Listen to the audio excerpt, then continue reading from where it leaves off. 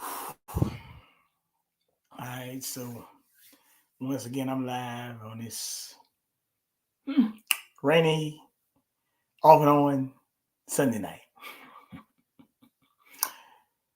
I wasn't even thinking, but I said it's too much stuff going on around here not to do anything. Somebody got to say something around here because this thing is getting deep. It's getting deep, and it's getting deep, and I don't know how much shit we in, but we got to get out this shit. Now, what way do we plan on getting out of it? I mean, we got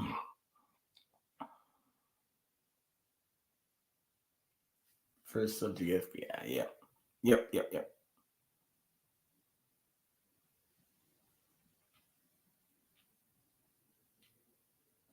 How are we gonna get out of this mess?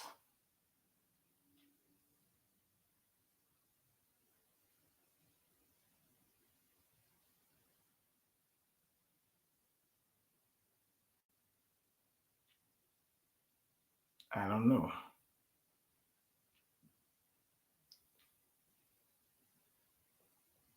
But how are we planning to get out of it?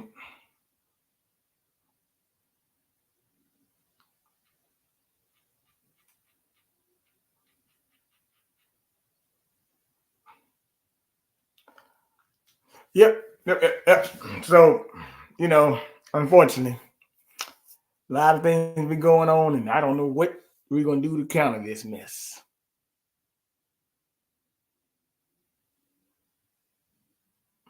Let me go on my goddamn YouTube, find this thing. Because I know this got to be on this daggone channel, man.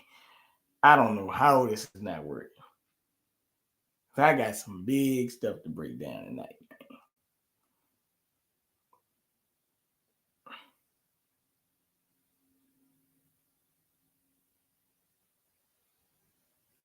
All right, let me go back on here. What's going on, man? Yo. All right, yep. Gotta pull this up. All right. How you doing tonight? Salute. What up, man? I don't know. I got to break down all this mess, man. A lot of things going on. A lot of things are going on. Are you ready? Oh, yeah. Okay. Well, under Copyright Act of that, the 1977, 1976 Copyright Act of 1976. This video is made for fair use purposes. It's only to teach, educate. This is by no means to infringe.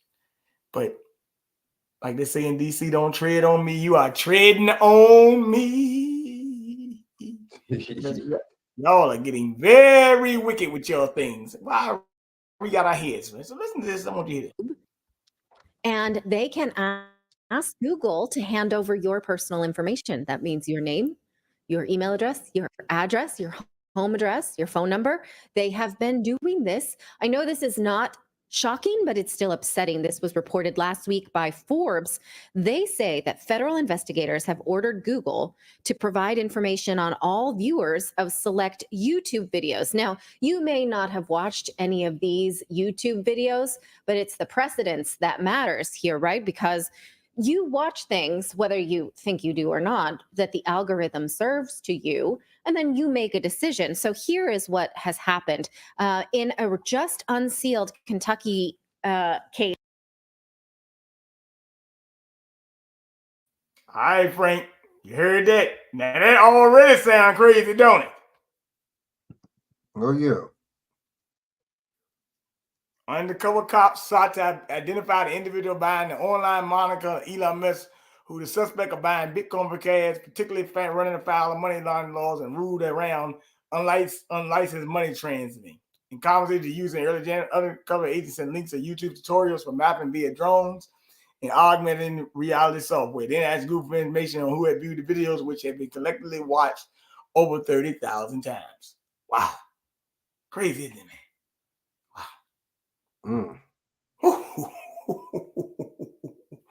Boy, they are really getting wicked, ain't they, Frank? And wait a minute. First of all, wait a minute. Act act like me and you only know this, because I mean, I don't know how the American public don't know this shit, man. But this is some criminal shit. Just putting it out there. But the American, just act like I ain't never said, you know, y'all out there with your Easter bunny eggs and the rabbits, but they doing crap like this. Ain't that crazy, man? Yeah, but my thing is under what? I mean, are they going to try to say, is this under the Patriot? What are they trying to say? You know, that's my thing. We've been under the Patriot Act. Because the Patriot that was under certain circumstances, right? You see what I'm saying? No, we still on state of emergency, man. That's what I'm saying. That's what I'm saying. No, we still on state of emergency. I'm showing you the video. Oh, you said we? Yeah, right. I see what you're saying. Right, that's letting you know we are. You know what I'm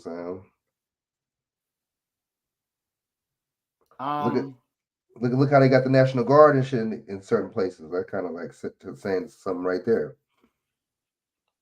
Yep. Okay. Yep. So that's interesting.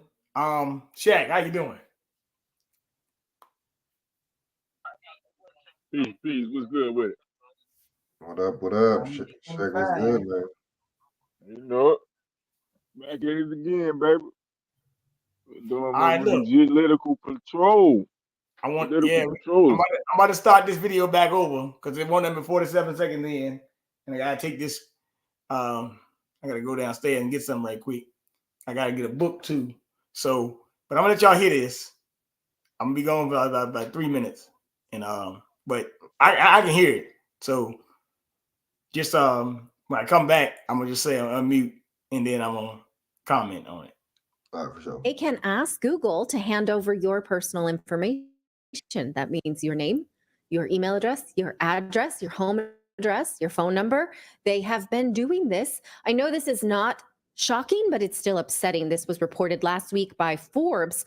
They say that federal investigators have ordered Google to provide information on all viewers of select YouTube videos. Now, you may not have watched any of these YouTube, the precedence that matters here, right? Because you watch things, whether you think you do or not, that the algorithm serves to you, and then you make a decision. So here is what has happened in a just unsealed Kentucky case reviewed by Forbes. Undercover cops sought to identify the individual behind the online moniker Elon Musk WHM, who they suspect of buying Bitcoin for cash. So that was the reason they were after this channel. Now, in conversations with the user in early January, undercover agents sent links of YouTube tutorials for mapping via drones and augmented reality software. Then they asked Google for information on who had viewed the videos, which had been viewed over 30,000 times. Now, the court order shows that the government is telling Google to provide them with names, addresses, telephone numbers, and user activity for all Google account users who access the YouTube videos in January of 2023. The government also wanted IP addresses of non-Google account owners who viewed the video, and they argued there's reason to believe that these records would be relevant and materials to an ongoing criminal investigation, including by providing identification information about the perpetrators. Okay, so that's a lot, right? You just stumble upon a video. Now the government knows where you live and they're watching you. They want your IP address. And even if you sleep, they want you unveiled, unmasked. And did Google do it? Well, Forbes cannot confirm if they did or not, but the court did grant the request. In another case, the feds found a live stream of a guy in New Hampshire that had made a bomb and requested that Google provide a list of accounts that viewed and or interacted with the live streams and the associated identifying information during specific timeframes. So like the Twitter files, we see the government getting increasingly comfortable asking for this information behind social networks, right? Mm-hmm. It's not make anybody else nervous. You don't like it? You like it?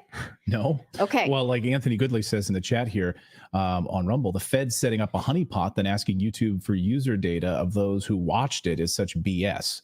So was it a honeypot video? This particular, like they were putting this out there, or they were using it as a They did send it out on their own. They weren't actually the ones doing it, but they they sent out the link and then saw who is going to interact with them.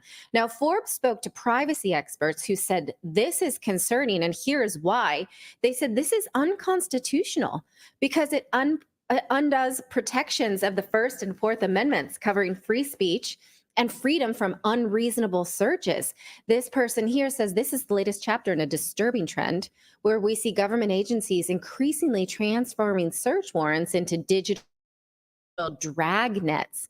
It's unconstitutional. It's terrifying, and it happens every day. He says no one should fear a knock at the door from police simply because of what the YouTube algorithm serves up.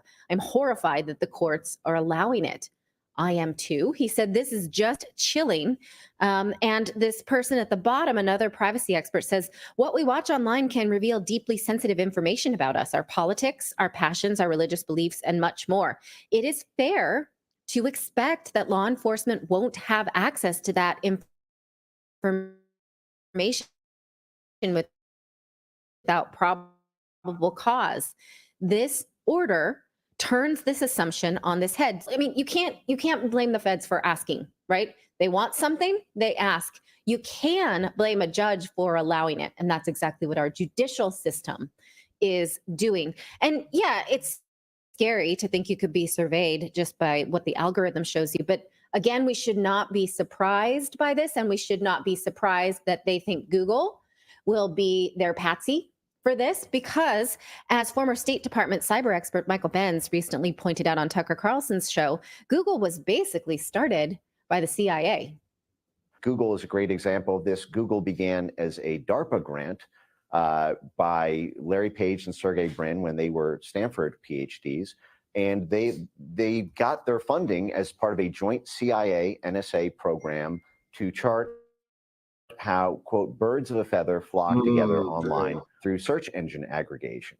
And then 1 year later, they launched Google and then became a military contractor quickly. Thereafter, they got Google Maps by purchasing a CIA satellite software, essentially.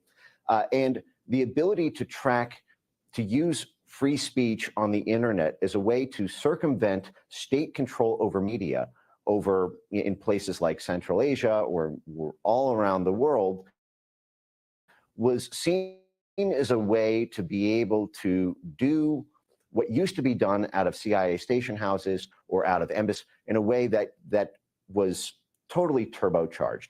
And all of the internet free speech technology was initially created by our national security state. VPNs for your IP address, Tor, the dark web, to be able to buy and sell goods anonymously, end-to-end encrypted chats. All of these things were created initially as DARPA, intelligence-backed groups to overthrow governments that were causing a problem to the Clinton administration or the Bush administration, the Obama administration. And this plan worked magically from about 1991 until about 2014, when there began to be an... Okay. Recordings just got better. Hey, it's Dana from StreamYard. I'm so excited to announce that local recordings are now available on StreamYard. Have you ever done a recording where your guest just had terrible internet issues? They were blurry, they were freezing, you could almost hardly hear them. Well, with local recordings from StreamYard, you'll be able to download a perfect quality video from your guest after the show. This means that no matter what you or your guest's internet connection is like, you'll be able to download the perfect high quality recording every single time. You can also download both a separate audio and a separate video file for the hosts and guests. Now with StreamYard, you can have free studio quality recordings on any connection, anywhere in the world. You can choose to download. Okay, Jake Weber in our YouTube chat says, everybody turn off redacted. Now, I can see that by doing this story, we are shooting ourselves in the foot a little. Look at our views once we started to talk about how the FBI can track you based on your YouTube views. The views went up, by the way. No, yeah. Look, so people are like, F.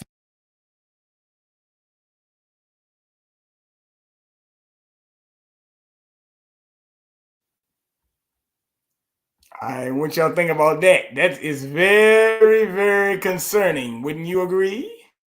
Oh yeah. Well, most definitely. The FBI is watching what you. And then Very concerning. and they say that Google, that makes sense how Google could be is linked to the Well, CIA. we want to welcome that. in. I can see that. So put something like Google being linked to the CIA, I can see something like that. All I'm gonna say is, dog, we bet 1,000, man. I hate to use the words "I told you so," but I'm just gonna say we betting 1,000, Frank. We betting 1,000, huh? Man. And it was all a dream, nigga. Huh? Set up by the three-headed monsters. They just gave it to you. Clinton, Bush, Obama. The Uniparty, baby. No, you thought you was getting cell phones cause technology advanced, huh? April Fools, free cell phones for everyone. Huh? Man. Sign up, get you a Gmail, get you a Google. April Fools. Got you. I know. Got you. Mm-hmm.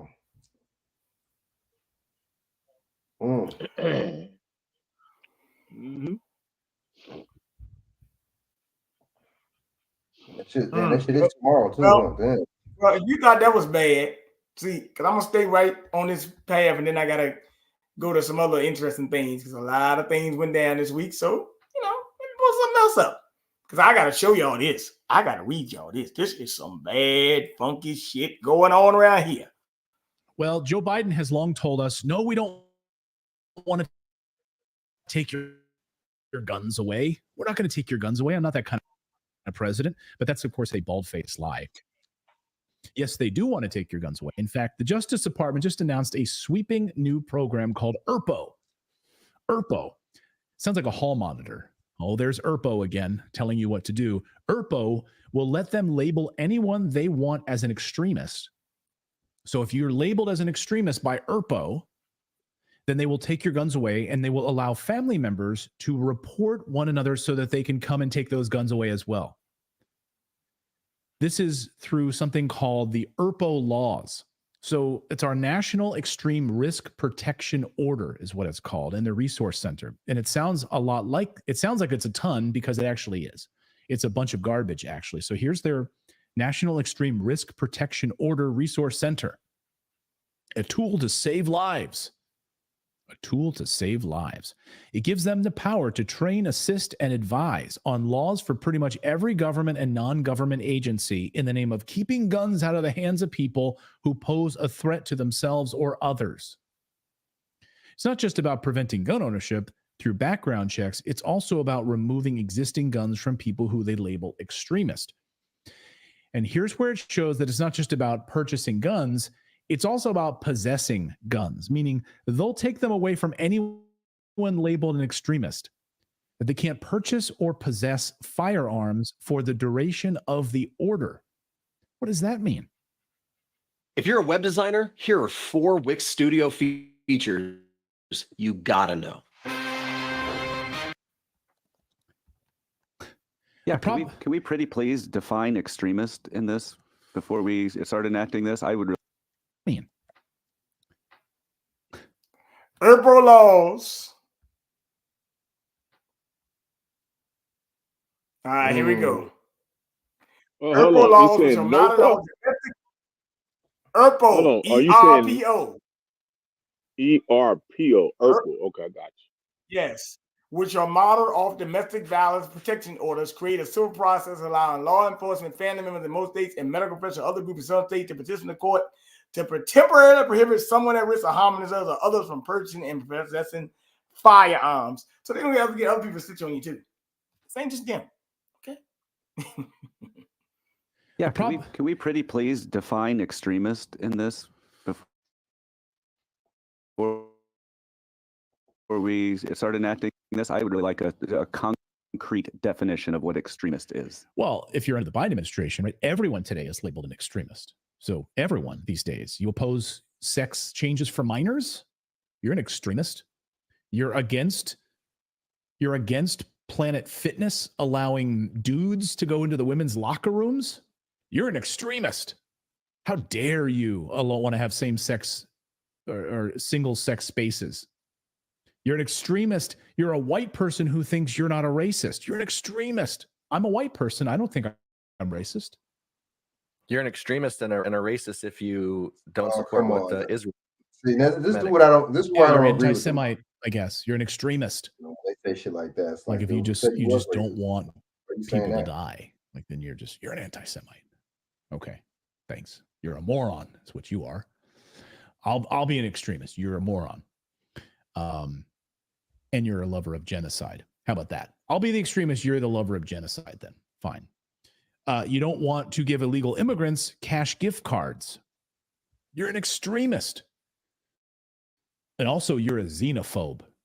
You are against millions of undocumented illegal aliens coming into the United States, taking our jobs, getting $10,000 gift cards and cell phones. You're an extremist.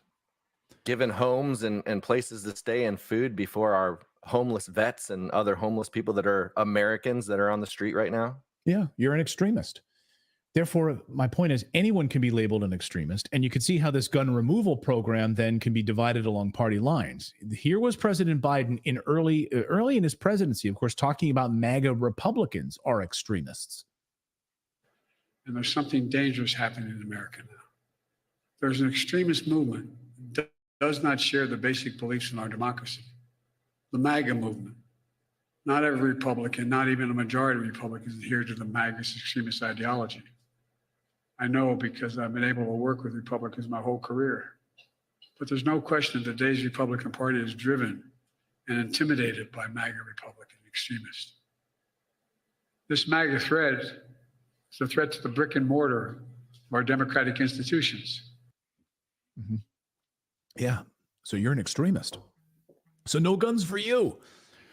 Someone in our chat room just said, a Kerr just said, an N Kerr says, yeah, you don't support killing millions of babies? You're an extremist. No guns for you. So it lets the Justice Department decide who is an extreme risk and then communicate that to law enforcement officials, prosecutors, attorneys, judges, clinicians, victim service and social service providers, community organizations, and behavioral health professionals. We've identified some extremists. Here you are. You're on some sort of a database now. You're on the ERPO database. It also allows family members to report ERPO concerns. Let me repeat that. It allows family members to report ERPO concerns if they think a member of their household should not have a gun. This is like 1984 family reporting. Like George Orwell would have been happy. Seriously, in the book, the main character finds his neighbor thrown in jail for thought crime, for yelling down with Big Brother in his sleep. And then when he admits his daughter turned him in, he's happy about it. He says, who turned you in? Quote, it was my little daughter, said Parsons with a sort of doleful pride. She listened at the keyhole, heard what I was saying, and nipped off to the patrols the very next day. Pretty smart for a nipper of 7 years old, eh? I don't bear her for any grudge for it. In fact, I'm proud of her. It shows I brought her up in the right spirit anyway. It reminds me of, do you remember we covered this a couple of months ago? But of course, the DIA app that they rolled out in Ukraine, the DIA app. And it was it's basically the digital infrastructure app that the United States was funding through the USAID program, of course, and to funnel billions of dollars into this, monitoring everything that happens into Ukraine. It's a test bed for this, right? So Ukraine was the test bed. And of course, in the DIA app, allowed you to report your neighbors. It's exactly what they want, and that's what they want to do in the United States. So remember, the gestational process of this was born out of this USAID program and the DIA app in Ukraine. And now they want to bring it here, and they, of course, want to monitor everything we're doing in the United States. Rat on your family members and rat on your neighbors.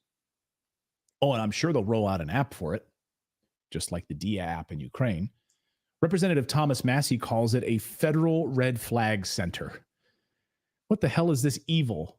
Thomas Massey writes, a federal red flag center. We did not authorize this. Announced, of course, just hours after the omnibus bill passes. Justice Department launches the National Extreme Risk Protection Order Resource Center. How is this possible?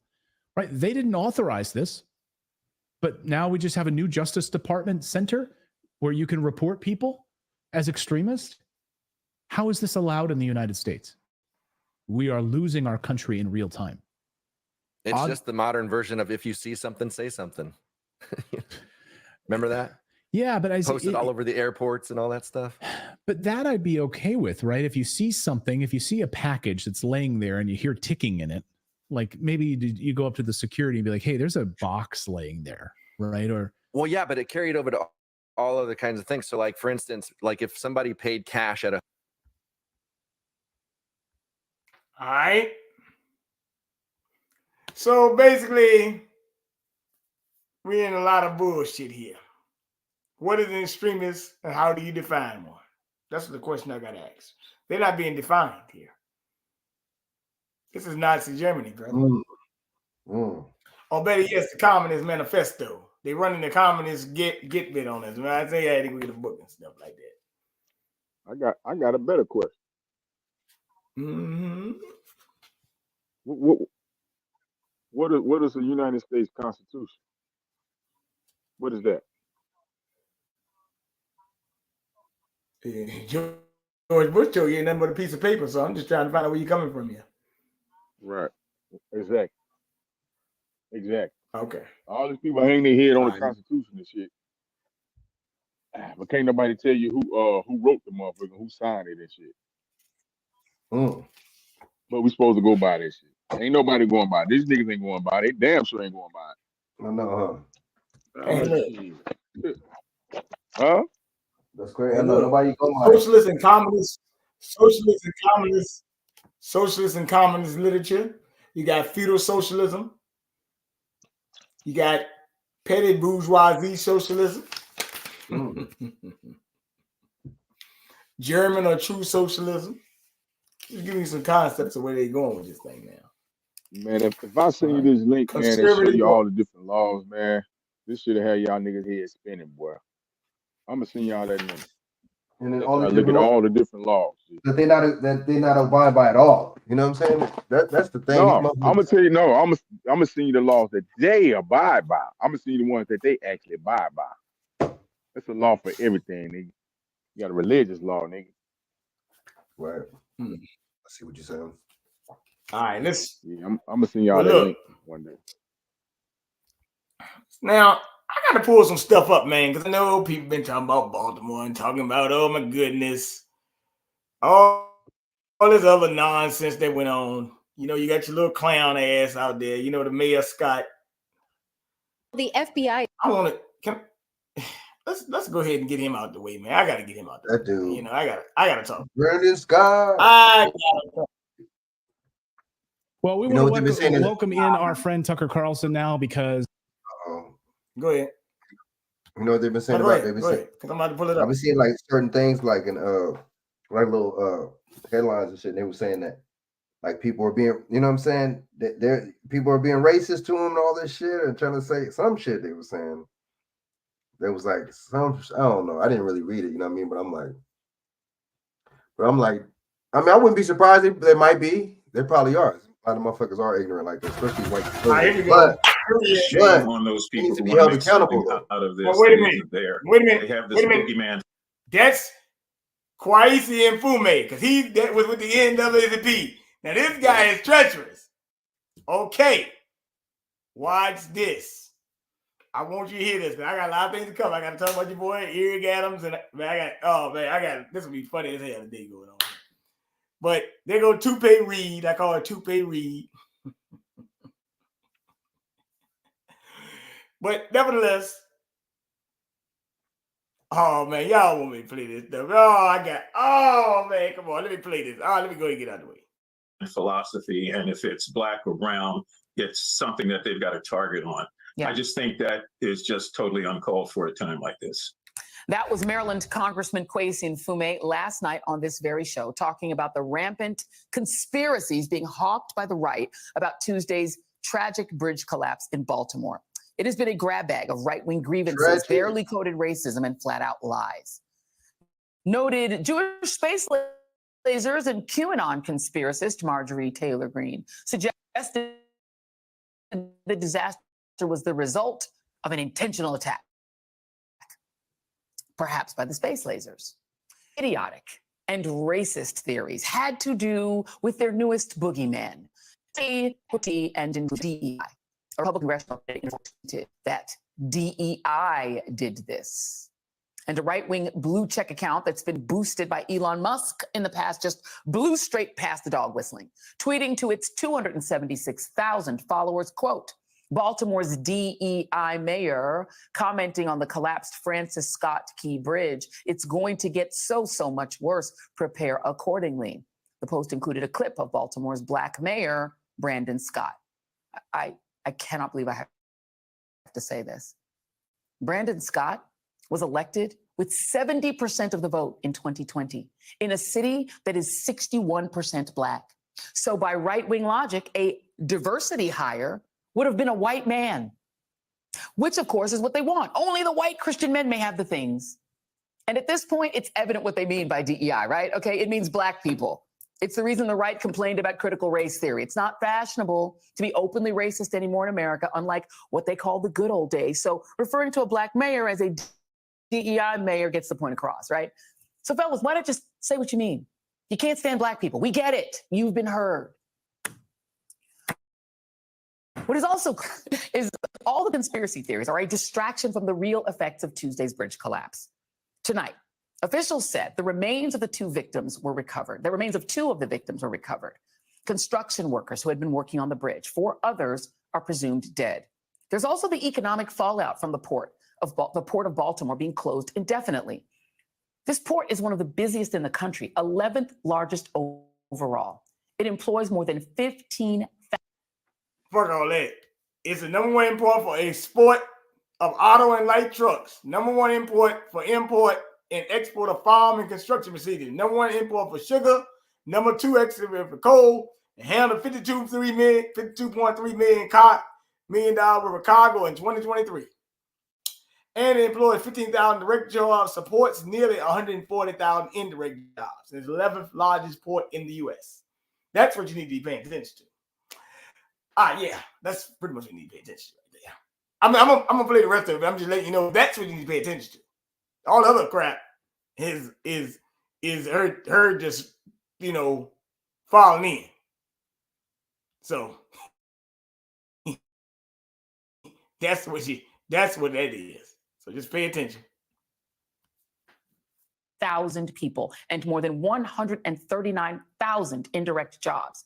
And it's the number 1 port in the country for the import and export of automobiles and farm and construction machinery, a top importer of sugar, and second in the nation for export of coal, and not just coal for black people, Republicans, coal for everybody.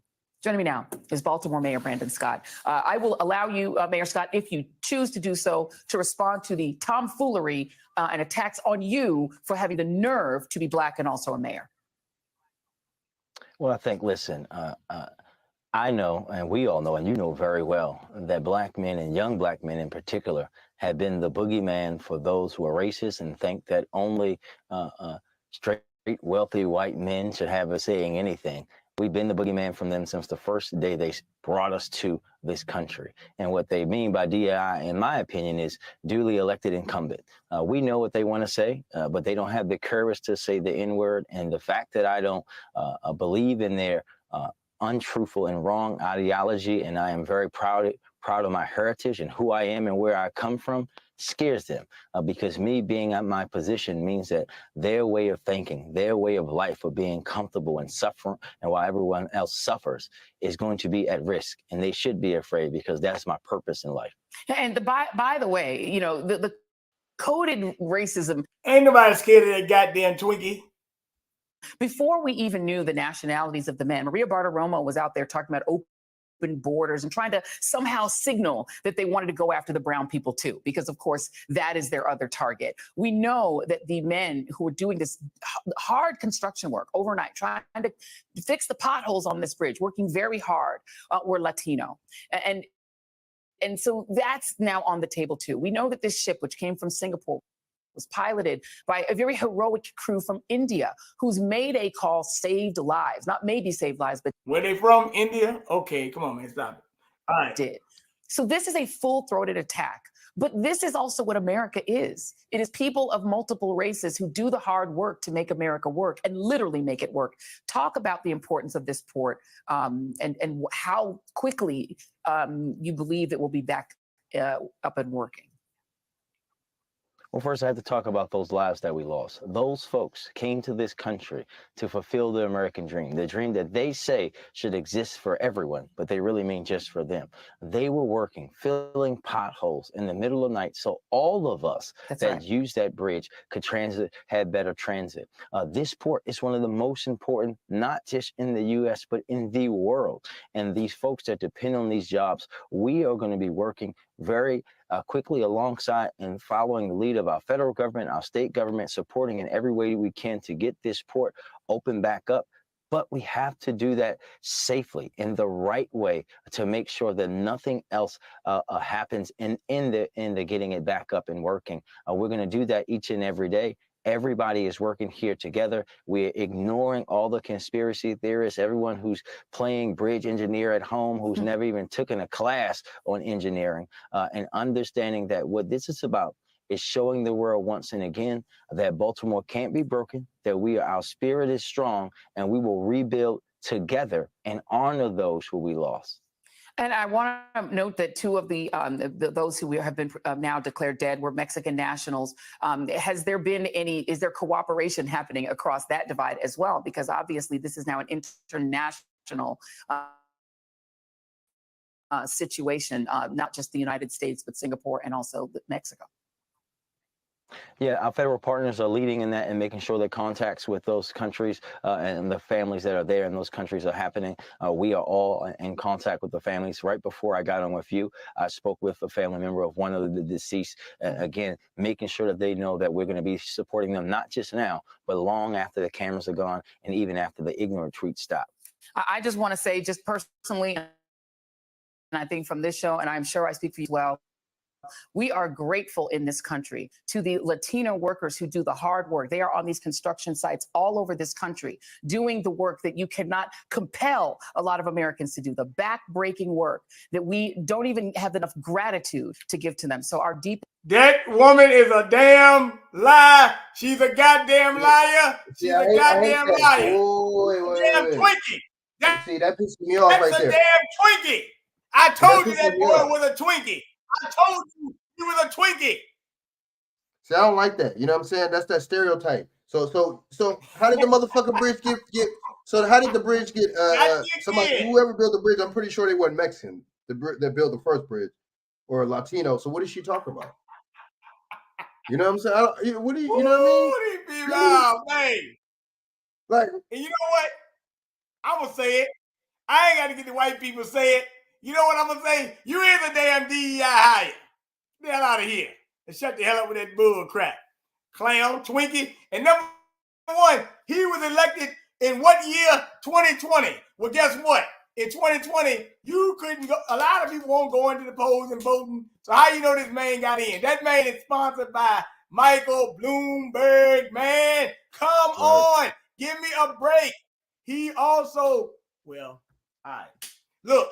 Him and that Governor Westmore, and I showed y'all some information, right? Earlier, right?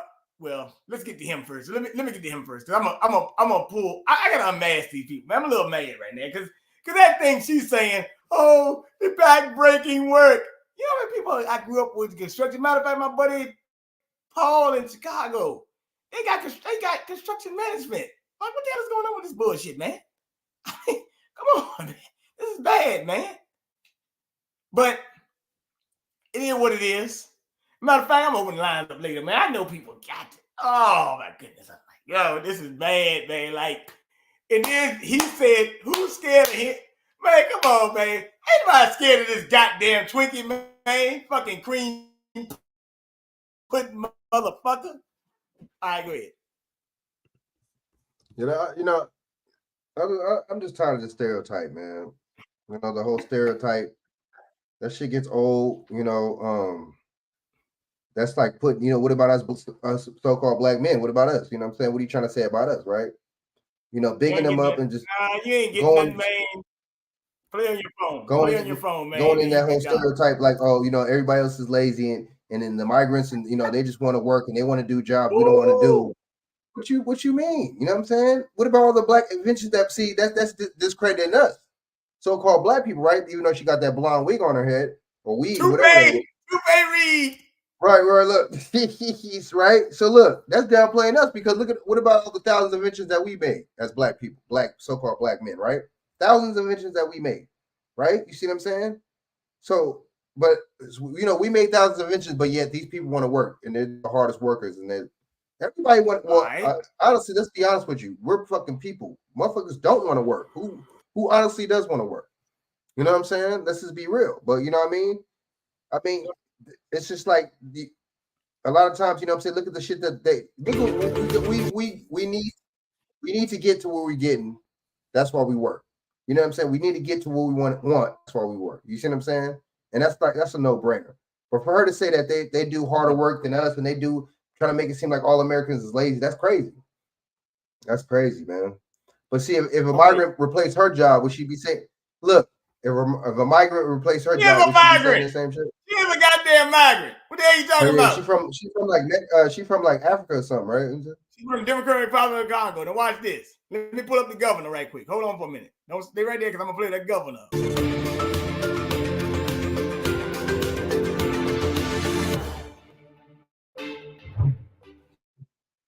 His father died when he was 4, and his mother had to move the family to a rough neighborhood in the South Bronx, where he didn't fit in either on the streets at night or at an elite private school during the day. And so his mother moved him again, this time to a military boarding school in Pennsylvania. Wes Moore found his calling as a leader in military school, going on to Johns Hopkins, to Oxford on a Rhodes Scholarship, and to Deutsche Bank, before volunteering for a tour in northern Afghanistan. The Robin Hood CEO. Oh, yeah. And then Deutsche Bank. Man. Woo! Boy, you going to learn some stuff tonight. Who you got up there, the governor of Maryland? And he talking about Larry Hogan. Larry Hogan with the WBF. But you were working with, you on the board with Harvey Weinstein, brother. I'm about to expose your ass. I'm about to expose your ass for the fraud you are. As an officer with the 82nd Airborne Division. Back in the United States, Moore turned to helping kids like him, first in Baltimore and now as the CEO of the Robin Hood Foundation, one of the most influential charities in the country, targeting nearly $200 million a year at the root causes of the poverty he saw as a young boy, trying to give others some of the opportunities that he put to such good use. Today on Bloomberg Big Decisions, Wes Moore. Wes Moore, welcome to Bloomberg Big Decisions. It's a huge pleasure to be here. Thank you. Normally, when we have people on, we ask them about big decisions they've made in their lives. But it strikes me in reading about your early life, a lot of the most important decisions were made by somebody else before you were really old enough to make them. What were those decisions that really changed the course of your life? Wow. So my mother was made a widow with 3 children in her late 20s. It was not the life that she had expected. It wasn't the life that she prepared for. She watched the person, the father of her children, die in front of all of us. And I think she really had a difficult time with that transition. We didn't live in a very good neighborhood. He was the exclusive and main breadwinner of the family.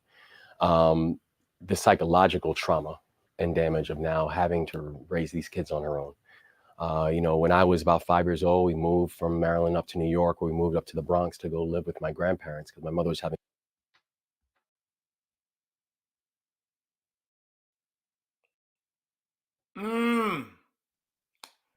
Now, all right. Well, wait a minute. Well, I Mr. Wes Moore. This is the cat. This is the cat. John Muhammad we talking about. Now look. Now check this out. On Thursday, this was November 11, 2023, Veterans Day. They had a panel with Governor Christopher New of New Hampshire Governor Westmore, state of Maryland, and 66 U.S. Secretary Director Condoleezza Rice, who Westmore was on the White House fella under the leadership of the program with Condoleezza Rice on it. And Condoleezza Rice ain't nothing but a devil. Yeah, I don't mess with Condoleezza Rice. And what was she? What was she? The 66th U.S. Secretary of State Director. Number 66 again, huh? They got you again. So what I'm just letting you know, this guy is because he was in the best administration now. He's no friend of yours. So I'm just letting you know who you really up against. You thought you got a strapping young man.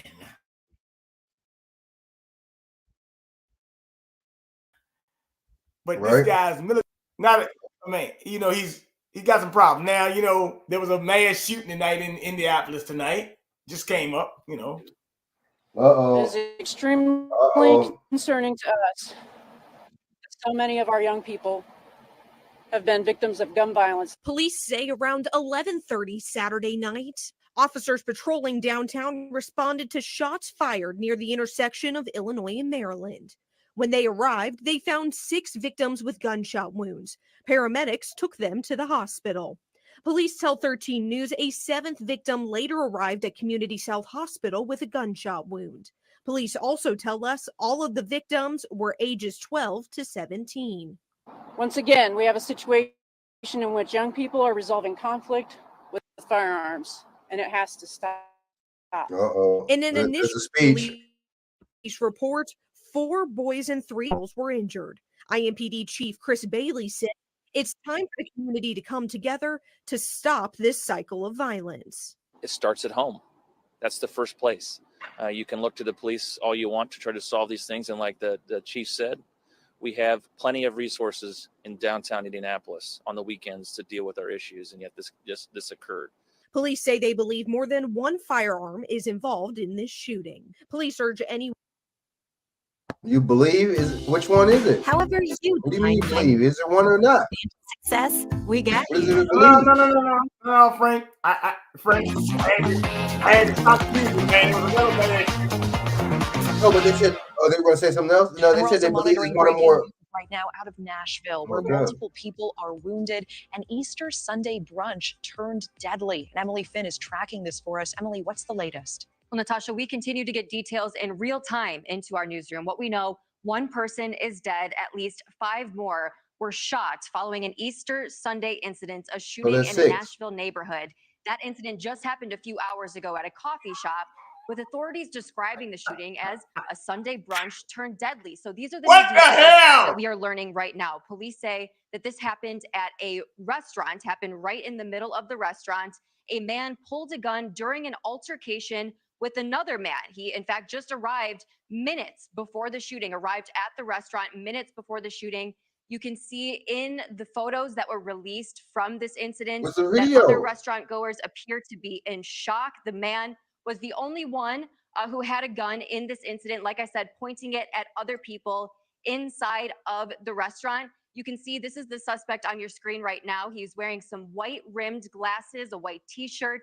You can also see some distinctive tattoos that could help police in their efforts to try to track him down. We know a little bit more about the victims as well. There was a pregnant woman who was transported to the hospital after suffering a panic attack. We are still waiting more details about those that are recovering from the shooting. But like I said, authorities have not yet released any information about the suspected shooter. They're working to determine the motive for him opening fire. We do know that he was able to escape in a Mercedes GLS 450. The surveillance video from the restaurant is pretty clear. So we will continue to monitor this situation as new details continue to enter our newsroom, Natasha. Did he get a license plate number, bro? Come on, man. Back to the shooting. Back to the shooting, baby. Back to the shooting, baby. Back to the shooting, baby. Come on. Why didn't they get a license plate number, bro? Are you serious? Come on, man. Come on, nah, man, nah, Woo, man. going down on Easter. And they had a picture. You seen they had a picture of the truck. Not risen. They had a picture of the truck, and they had it on video. Why? So they can't go to his house where he lived? What do you mean if you seen so and so, man? Motherfucker, go to his house. He had glasses on, man. I mean, you know, man, that's what they gonna tell you, man. He had And glasses they just had a bunch of pictures too. Really? Like these, dude. I don't know, man. But see, this is gonna keep asking. Hey, man, time to pick the shooting back up, man. Hey, man, get the shooting back up, man. I know, honey. It just happened to be on Easter, right? Yeah. Damn, hey, man, it's Easter Sunday, man. Everything going down. I'm surprised they didn't say it was I'm surprised they didn't say it happened in Chicago. Hey, man, it's all going down. You said well, I mean, Indianapolis close to Chicago now, so don't ask for nothing that you can't get now. You know, hey man, I'm just letting you know because it's getting wild. And as a matter of fact, there's a lot of stuff going on here though. I'm trying to find this thing. That's crazy. I'll do it this way because I it's too much stuff for me to look. I want to show you what happened the other day at Radio City Music Hall.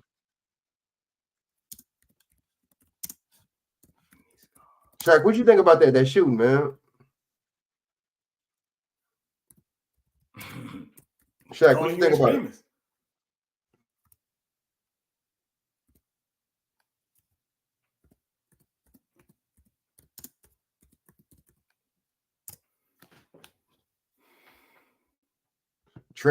Visibility Day. My bad. I shouldn't have said Easter.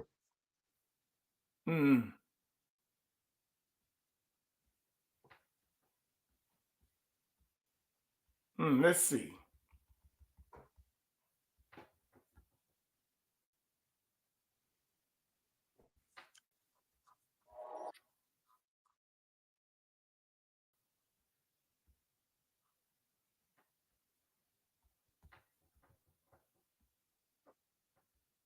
And street closures in Midtown as President Biden and two of his predecessors hold a one-of-a-kind event at Radio City Music Hall. Today, New York's Tracy Strahan is there with what you need to know. Hey, Tracy. Hey, Darlene, you can already hear the sirens and see a lot of activity here on 6th Avenue. The Barricade Brigade is out from the NYPD, and they've been lining the streets really for hours now ahead of that campaign. Now, the Biden-Harris campaign already calling this the most successful political fundraiser in American history, and it's really the star power that's involved in this that's led to this unprecedented security. Now, 3,000 people are expected to attend tonight's program at Radio City. It's going to be hosted by actress Mindy Kaling. Now, it's going to feature musical guests, including Lizzo, Ben Platt, and Lea Michele. But the centerpiece to all of this, and really the reason for that stepped-up security, the conversation between three presidents, not only President Biden, but also former President Barack Obama and former President Bill Clinton. All of it moderated by TV talk show host Stephen Colbert. Now, this show of support from the former presidents at tonight's event means a lot of security, and certainly those street closures that are really just hours away. We're kicking off the general election with what we expect to be an incredibly successful fundraising event. You know, it is an election year, so fundraisers are important, but for the average person, no, it's going to be mayhem. So according to the NYPD, the street closures you'll see are going to start at noon today, 4950.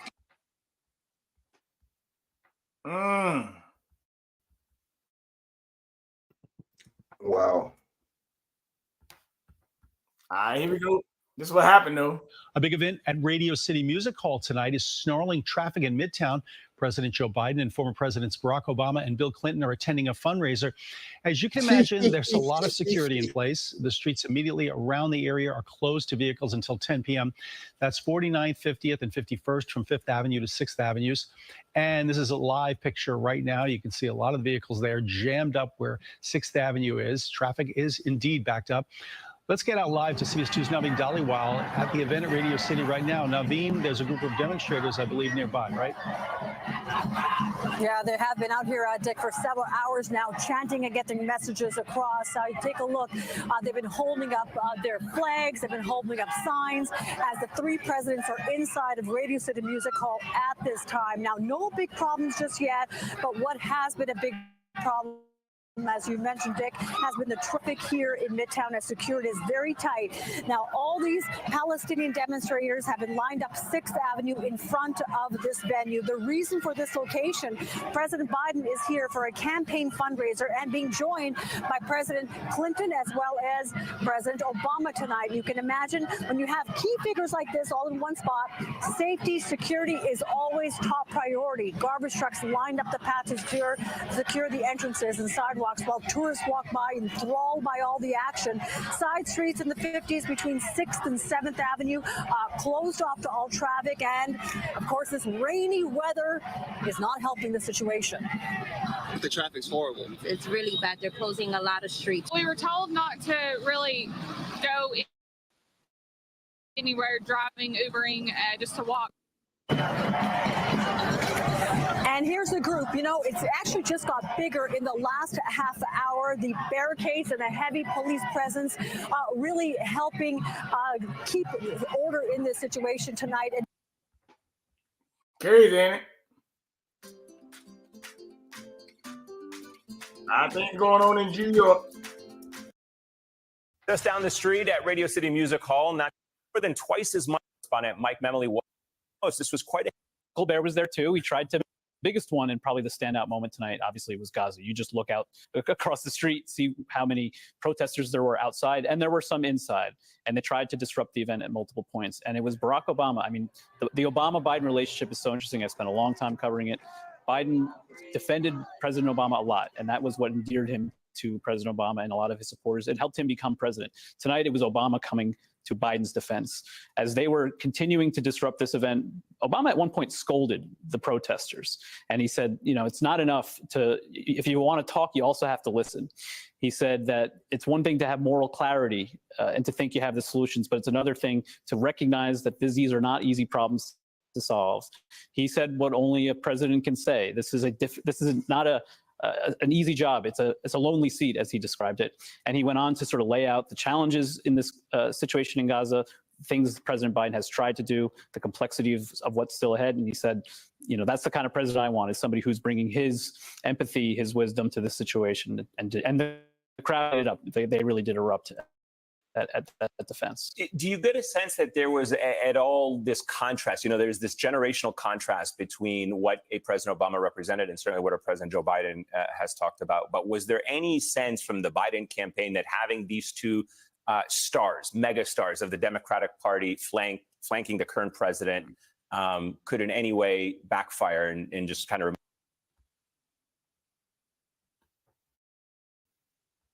You know what? That's so much BS.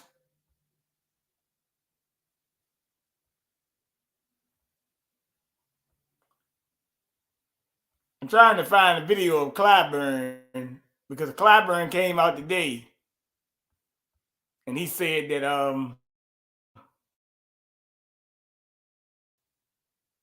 you're going to start seeing Barack Obama a lot more, as a matter of fact. I'm kind of giving it away, right? Kind of giving it away, isn't he? You just said it. Yeah, I found it. It's like, you get, okay.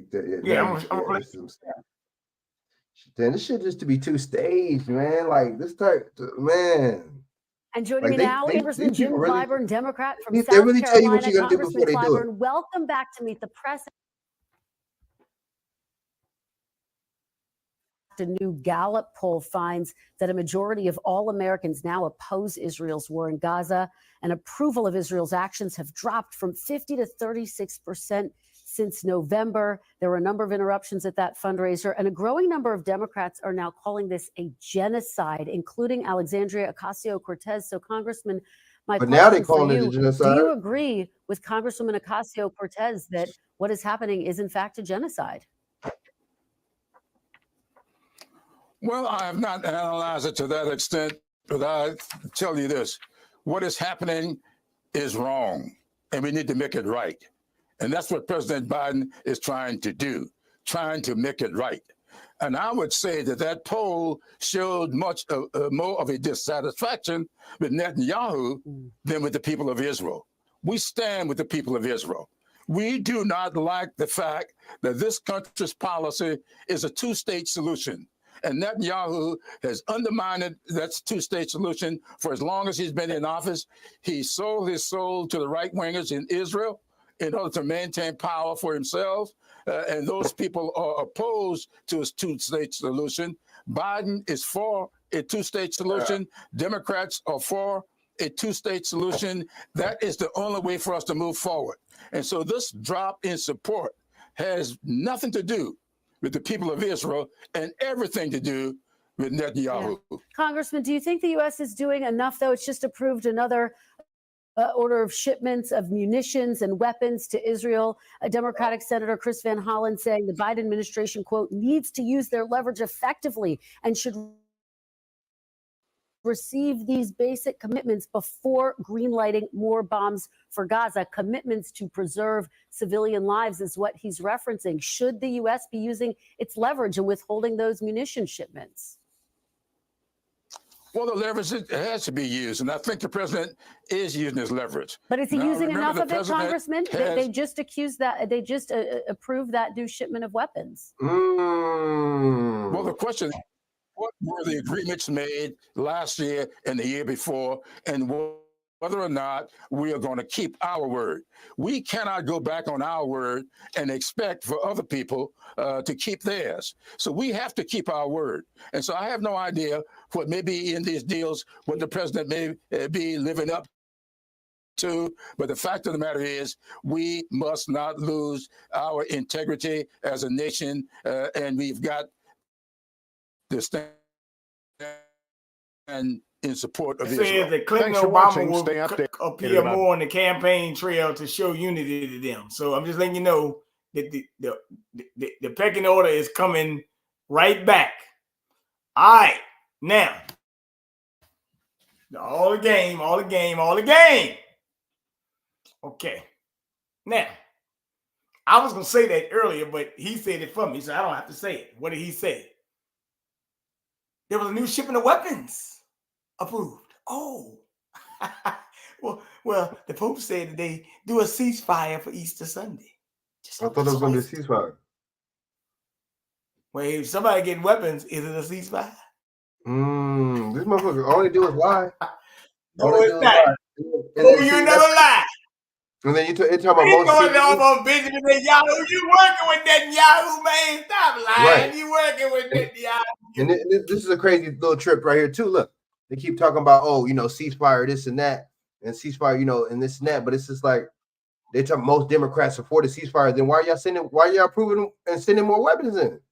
Somebody's lying, man. Okay, what is Biden for then? Fuck the most Democrats. The motherfucker's supposed to be the commander in chief. What is he for? Is he for more weapons? Oh, is he for a ceasefire? My God, man. We're not. You notice that?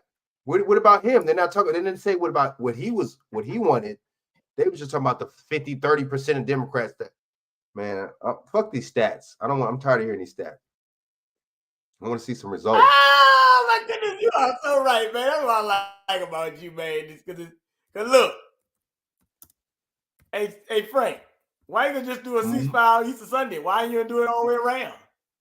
Exactly. We're gonna wait, and then most people don't celebrate no damn Easter anyway. As a matter of fact, it's not even a federal holiday. Ooh, wake that ass up.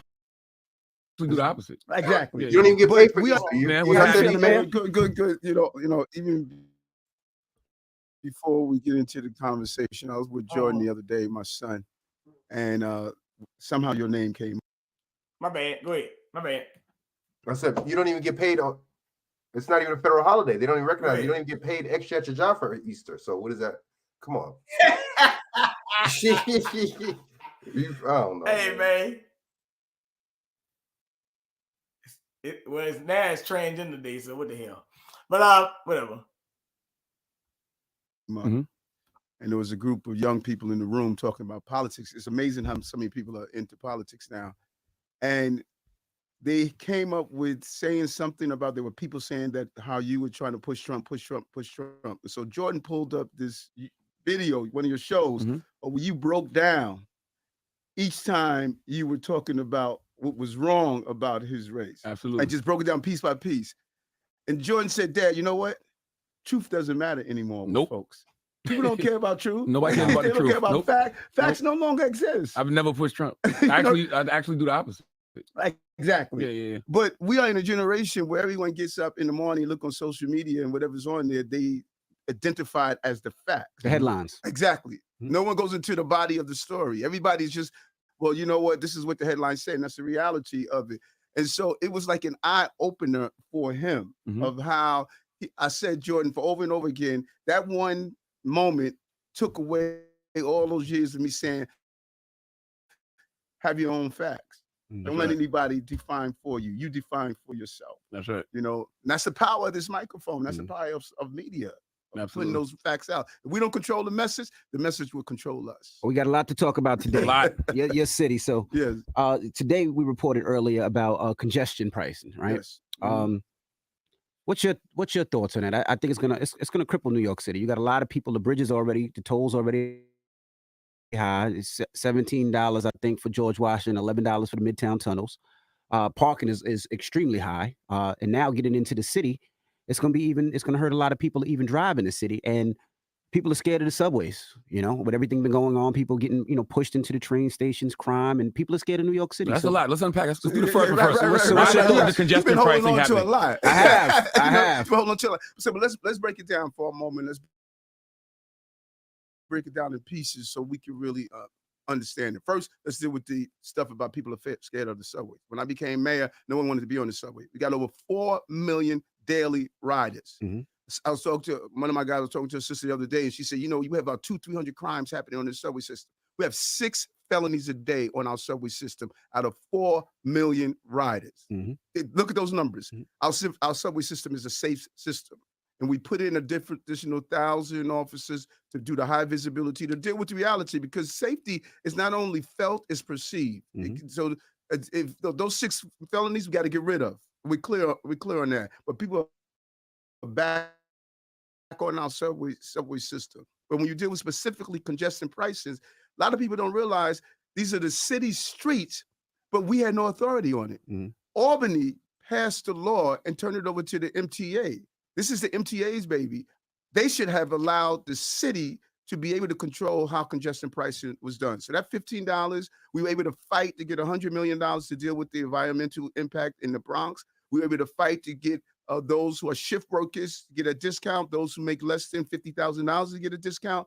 But this was a bill that came out of Albany. So you don't agree with it, or do you agree with it? No, I agree. We got to deal with something with the congestion in our city, but you don't pass on the cost of that on low-income New Yorkers or those who have to come to Manhattan. You may have to have go into your chemotherapy, and this is the doctor you have to go to. You should not be hit over there because of people that live in the area. They're saying that people that actually live in the area, when they drive, if they got to drive uptown to the doctor or they got to drive, they get charged too. But I'm not feeling people that live in the area. Central Manhattan, south of 60th Street, has the best transportation system on the globe. You got crosstown trains, you have south and north trains, you have buses that go across town. There's no place else on the globe that you have the greatest access to public transportation than people south of 60th Street. So I'm not feeling them. If they're saying that, we don't want to pay, you know what, you need to get on the train. I take the train, so you could get on the train. I'm talking about low-income New Yorkers should not have to carry the burden of that. And we ask to have more and a greater input and the shaping of that, but we don't. People don't often realize we're creatures of Albany. Albany passed the laws. We have to implement the laws that are down here. Would you get on the subway? Yeah, I think you're right that there is a difference between perception and fact and how people feel about safety and the way people feel about the subways. And I think it's your own rhetoric about the subways. It sounded like she was going, who why is people this? feel scared, despite the fact That's that not- millions of people ride the subway every day without incident. But you Kirstland, what's her continue to name? fearmonger about crime Tristan? in the subways. You've added That's not her, 2,000 huh? police officers. Or No, this is Tristan one of his Tristan? assistants. I heard she was going in on. I heard she was No, giving he's him one of his the assistants. word. That's who? No, that won't tell him. That was another girl on it. That wasn't. That's what I'm saying. I'm saying that's not her. That's what I'm saying. Who is that? This girl, I think, is his assistant, but there's another girl on here, I think. Let me see what's up. Hold on. I think it's another girl on here. This might be the girl, actually, but hold on. Sure. Charmaine is funny. Despite the fact that you've acknowledged that the subways are not that dangerous. And I think you're right. Poor New Yorkers should not be the ones who bear the brunt of this, but they will if they already have the subway being turned into a place that they have to fare, that there's a National Guard, that there's a hyper visibility of police, that they're trying to stop people with certain records from even using them, and now you have this congestion price. So how do you reconcile that? Well, let's go before. First of all, I would love to give me the quotes on my rhetoric because that you fairmonger about the subways. You've consistently done that since the day one of your administration. One of the first things you did was add 1,000 officers to the subway because you claimed that the subways are unrideable. You and Hochul did this and said how dangerous it is, and you recently did that when you deployed the National Guard. Sister, but that wasn't my question. My question was, what was my fear mongering? What did I say? You continuously say, I could point to a number of videos and quotes and everything from you, but you've said repeatedly that the subways are dangerous, that New York is dangerous. You complain about crime relentlessly. So what I'm saying to you is, if you are saying that New York is the safest city, it's one of the safest big cities in this country, which is true, and you're recognizing that the subway stations are in fact not half as dangerous as they're presented to be, I'm saying, how do you reconcile how your rhetoric has played into people's fear? And not even just rhetoric, I would say the actions, because she's right. If you tell us which is different, which is different, but it's the same thing though. If you put 1,000 police officers in the subway, 2,000 police officers in the subway, that don't make us feel safe. We think something's wrong if you're doing that. Let me peel back again, because you gotta always peel back this stuff. You know, Look, snake snakes right here, boy. They're pulling an Angela Stanton on her. That's good on him. That's good. Shit. He's a piece of shit. He's a liar. Because that's a good point she brought up, dude. You say it's the most safest cities, and how? Why would you deploy all these motherfuckers down the sewer? I didn't put the National Guards in the subway. Which one is it? Is it safe? I know, but I know what you said. But you said, Eric. You stood with Governor Kathy Hochul and you co-signed that decision. You did. And I'm not saying this as someone who's following social media. I'm saying that as an attorney in the city and an activist who follows everything that you do. Yeah, I'm glad you do. But then you realize how I turned the city around if you follow everything I do. You realize I would say no. But we could get to that next. Loosen up your tie, man. It's be a long day. Listen, and I enjoy every moment of it. That's right. You know, because this is what I do. Right. You know, when you come with a serious history, if you follow everything I do, you know how long I've been doing this, and you know what my record is. So let's peel back what you just stated. When fear is perceived and felt, that's what fear is. So no matter, as I shared, that we have 6 felony crimes a day with 4 million riders, if people feel unsafe, when we get in the subway system, I ride the subway system and I talk to commuters and I say, what are you feeling and how do I help you with that fear? They say, Eric, we see more visible uniform officers in our subway system. We're going to feel safer. We got it. Oh, let me, can I peel You can talk. You can peel it back. So we got it that the numbers are down. We got it that we're back on the subway system post-COVID. But when we see, this is what the public is saying, when we see the visible presence of a uniform officer, we feel safer. Now, you may say, Eric, I don't want to see a visible presence of a uniform officer. And that's cool. But that's not what the overwhelming number of New Yorkers are saying. And I'm saying to you, the New York City comptroller, Brad Lander, recently put out a report finding that 50% of the city is disappointed and does not feel safe based on your rhetoric about the subways and your over-police presence. Okay, well, sister, first of all, that's not what it says based on Eric's rhetoric. That's not, you keep using... No. Did they say based on Eric's rhetoric? Do you want to talk about... Snake salesman! He's a snake salesman. I told you, Frank, that dude is a liar. He's a damn liar. I told you about this clown years ago. Dawson, did I tell you about Eric Adams? Years ago, I said the people in New York gonna regret this flunky. I told you he is locked, stock, and bound by them Jewish people, man. They got him by the balls. Told you about Eric Adams. Did I tell you?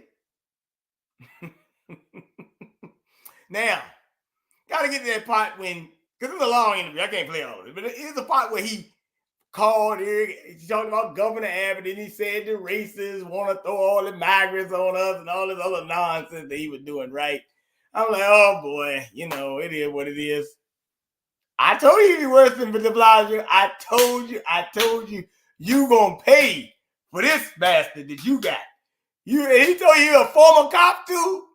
Oh, man, I knew he was going to be bad.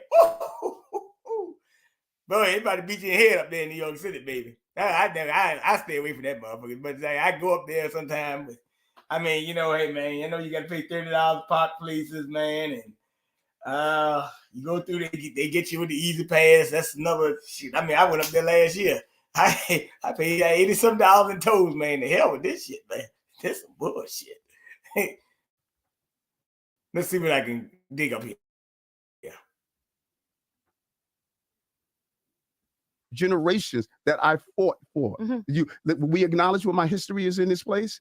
So 2 years and 3 months, we are turning around not only over policing, but we're turning around the crime. Because when I came to the city, we had a 40% increase in crime. And most of that crime, Black and brown communities. You became mayor after a global pandemic in which there was record unemployment, business loss, homelessness, and you're not drawing that connection to it. You're making no. But what I'm saying is crime is connected to what is happening in the city and the experiences of people. This is the most expensive city in the world. We had a global pandemic where businesses closed and people were out of work. So if you saw crime, it was connected to that. But you're saying also private sector jobs. Come on. Also, you're saying that you've turned it around, NYPD's abuses. But just last year, we paid out $150 million in settling police misconduct from NYPD, and that was double the number. That's double the number in police misconduct since you became mayor. I noticed something. I noticed how much passion and commitment you have. It's one of your constituents. And I'm one of my constituents too now. You know what I'm saying? And I grew up in the city. I noticed, and this is what I hear often of those who articulate when a person in a blue uniform commits an inappropriate act. Balance that with what we're doing to take the violence out of our communities. Because I know what I hear when I go to these community meetings. I know what I hear when I go speak to these mothers who lost their children to violence. I know what I hear. You're not even talking about that at all. First of all, I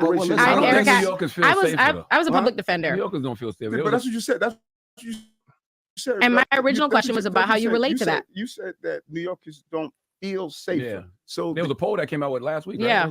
Right. And in that poll that came out by the CBC, it stated that the priorities of Mayor Adams is moving the city in the right direction. My priority. Now remember, 2 years, 3 months, brother. 2 years, 3 months. I inherited a pandemic. I inherited 180,000 migrants and asylum seekers that can't work, that we have to house them every day. You called for a lot of them too, though. No, we didn't, brother. You said it was a sanctuary city. You told them. Okay, let's see. That's why it's important. That's why it's important to have this conversation, because sanctuary city and the migrants and asylum seekers are two different issues. Sanctuary city, if you undocumented, we can't turn you over to ICE or authority.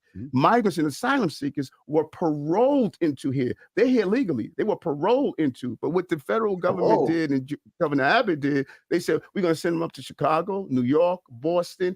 And the federal government is saying, Eric, you can't allow them to work. You got to give them housing. You can't stop the buses from coming in. You cannot turn them over to ICE. All of that is illegal. If I do that, we're breaking law. So when people look at the migrants that are here, we didn't call people to come here. They were sent here by Governor Abbott, and the failure to secure our borders is allowing this to continue. And we're not getting any money from. We got about $100 million out of a $4 billion price tag. Look at Chicago right now. Look at what's happening in Chicago right now. My brother, Mayor Johnson over there, what's happening with him. Look what's happening in Boston. Look what's happening in Houston, Los Angeles. And then do a comparative analysis of what's happening on our streets here. Wow, we dealt with that crisis, turned around our economy, outpacing the state in reading and math of our young people. I've been on Rikers Island more than any mayor in the history of the city, talking with inmates and correction officers to turn around what's happening on Rikers Island. I know you go to Rikers in 2022 and there were 3 deaths back to back because corrections officers left their posts and allowed it to happen. You went to Rikers to express your support for the corrections officer. I know you go to Rikers. What I do want you to do, Mayor Adams. But you keep giving out misinformation. It's not misinformation, Mayor Adams. I'm quoting the monitor. I was on Rikers Island this week. With a group of 12 young brothers who recommitted themselves to Christ. I went to see them in the morning. We prayed together because they said, this is not the first time you've been here. You've been here over and over, visiting us, talking to us, nurturing us, because I know what it's like to be locked up, because I was locked up as a child. I know you were. So I know what it's like of the number of young brothers and sisters who are in Rikers or in jail, they're dealing with learning disabilities because they were never given the support that they have. That's why I have dyslexia screening, so we can catch people who are thrown overboard before they get thrown overboard. So we have a philosophical disagreement. I'm glad that you brought up Rikers. Your feelings towards police is different from mine. These are not this is not about my feelings to police. This is about the actual statistics that I presented from the Federal Monitor monitoring with What do you say about her statistics? I mean, these are statistics. These are Federal Monitor. Are you disputing with the Federal Monitor and the actual and the comptroller? Think about this for a moment. Damn, she giving him the word. Okay, please. But we're gonna throw people in names on who we are independent sources. He should not be one of them. Think about this Federal Monitor. The one that was independently elected by the people of New York, placed there. But I was independently elected also. And we've been there. And I'm addressing you. So think about this for a moment. The Federal Monitor wants to take over Rikers. Okay, Rikers has been dysfunctional for generations. Mm-hmm. I came in, decreased violence, put in real incentive programs for young people there, but I didn't do it from a distance. I went to Rikers and walked the halls and talked with inmates. We're doing workshops and support groups with inmates and find out, what do you need to be here? We instituted real turnaround programs there with the sisters that's now the correction officer. That's the Commission of Corrections there. So I didn't do like other Rikers inmates when I got elected. I'm coming here. I'm going to see what you're going through. I want to make sure you leave here better than how you got here in the first place. And we started instituting programs to do so. So that same Federal Monitor, go look at the federal prisons. That Federal Monitor wanted to take over our prisons after I had it only 2 years and 3 months. No, they wanted to take over my first year. Although crime was going, violence was going down. And people say, well, Eric, people are dying on Rikers. Look at how they died. People are coming into Rikers in terrible medical conditions. And not getting their medical appointments. It's not that they were dying because correction officers were killing them. People were coming in with heart problems. But overdosing on drugs. When will people in Rikers start to feel that? Because I know I got people that are in Rikers right now serving time, and they hate it. They think it's disgusting. They're trying to raise awareness to it. Who likes shells, brother? Who likes shells? Respectfully, Mayor Adams, fundamentally, the things that you were saying is untrue. You actually cut $17 million that were used for classes for people at Rikers to re-enter society. Those were cut under your check out the programs. Those were cut under your administration. We were spending millions of dollars. 31 people have died at Rikers since Eric Adams became mayor. Millions of dollars for these professional folks. Hey man, he just zipping around her. He said, "I ain't even talking to you, woman." He said, "I'm tired of this shit. You can stop bugging me, goddamn it." That's good. Hey, that's good. I'm glad that they brought him on the show and they grilled him like that. That's what he get. That's what he needs. Because Charlamagne ain't gonna ask him nothing. He ain't really. He kind of like going with it, but he ain't really grilling him like he should. Look, people gonna watch the rest of it. He had the smoke for Angela Stan King though. Yeah, I know. I mean, look. This is what I'm gonna do. Y'all go watch the rest of it. He talks about Texas. He say that the Republicans are sending migrants to the state because of racism and they scared of black and brown people and all that stuff. But they sending people out there that Colorado, other states too, Massachusetts. So he gonna bring that up too. But he already talked about. You heard about he talked about Abbott and them sending them there because it's a Saint. But it's really the lady. But Charlamagne told him it was Sanctuary City, which I'm surprised even Charlamagne said that. But hey, it is what it is, right? But the fact of it is, like she said, 31 people died in Rikers Island. That's probably could be more than that now. But what I'm letting you know, he said, man, I ain't gonna answer no question for this woman. He said he started trying to be like you see, every time she talk, he go to Charlamagne. He go turn the other way. You see that, right? I let you know how he wrote. I told you, he a snake oil salesman, a lying bastard. Yeah, he working for Bloomberg, right? He got Bloomberg did. I know. See, we work for Bloomberg. What they take? Let me see if I can get a little bit more of this good old. He said you all spread misinformation. Reentry programs, millions of dollars, 7 people sitting inside the class. When I came into office, I said, wait a minute, why are we spending so much money on programs, but our people are still in these bad conditions? People have profitized poverty. They're making so much money off of black and brown people What does that because mean? it's a Why lucrative do it say business to brown? come up with all these different Are we the programs, brown ones? all these different ways. And then when you go to them and say, let me see the results of the programs that we're paying you millions of dollars for. And then you look and see, well, who's in charge of these programs? They don't look like us. Moments People ago, have been you said you paying us, instituted brother. programs. And when I brought up the fact that you actually cut programs, now you're anti-program. Okay, 31, at We have some least, good programs at we have to least pay for. 31 people have died at Rikers since you became mayor. That's why they're Fatherless No pushing for a More. receivership. Fatherless No More program. Fatherless No More. This was the brother, the pastor. Fatherless No More is called the program. And I would encourage you to come and check it out. This brother here, instead of saying, pay me millions of dollars to do a program to turn around the lives of our young brothers in Rikers, he doesn't want money. He's committed to the cause. But you have these professional programs that were in place. And when I went to them and say, show me the results of what you've done in these programs. Show me what we produce for our millions of dollars. As in many of these programs in the city that I'm saying, we're no longer paying y'all to just play us year after year. So Fatherless No More is... Hey, wait a minute, man. Hold on, man. Look, man. You know what? Let me find this thing, man. Oh my goodness, I can't find it. I was trying to find that thing of him getting baptized by Al Sharpton, but I'll say that for another day. Now, watch this. Since, because all these people trying to act like they all brand new and trying to go on some tangent about, I want to say they're acting like they conservative now or whatever you want to call it. I don't know, but they've been doing a lot of stuff lately. They've been flipping the script, as I say. Election time, everybody want to change up.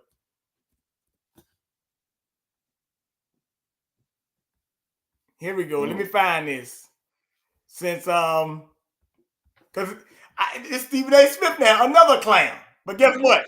You probably know Vistaprint for business Clown. cards because we've helped millions of businesses get the perfect cards at the perfect.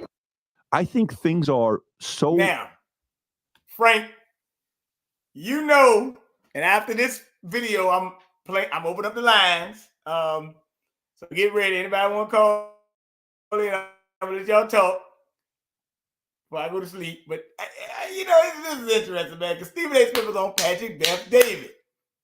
All right, I gotta play one more thing for it, and then I get to it. But let me let this go, and then I'm gonna show y'all something why I said NIL money was bad, and then I open it up. Now watch this.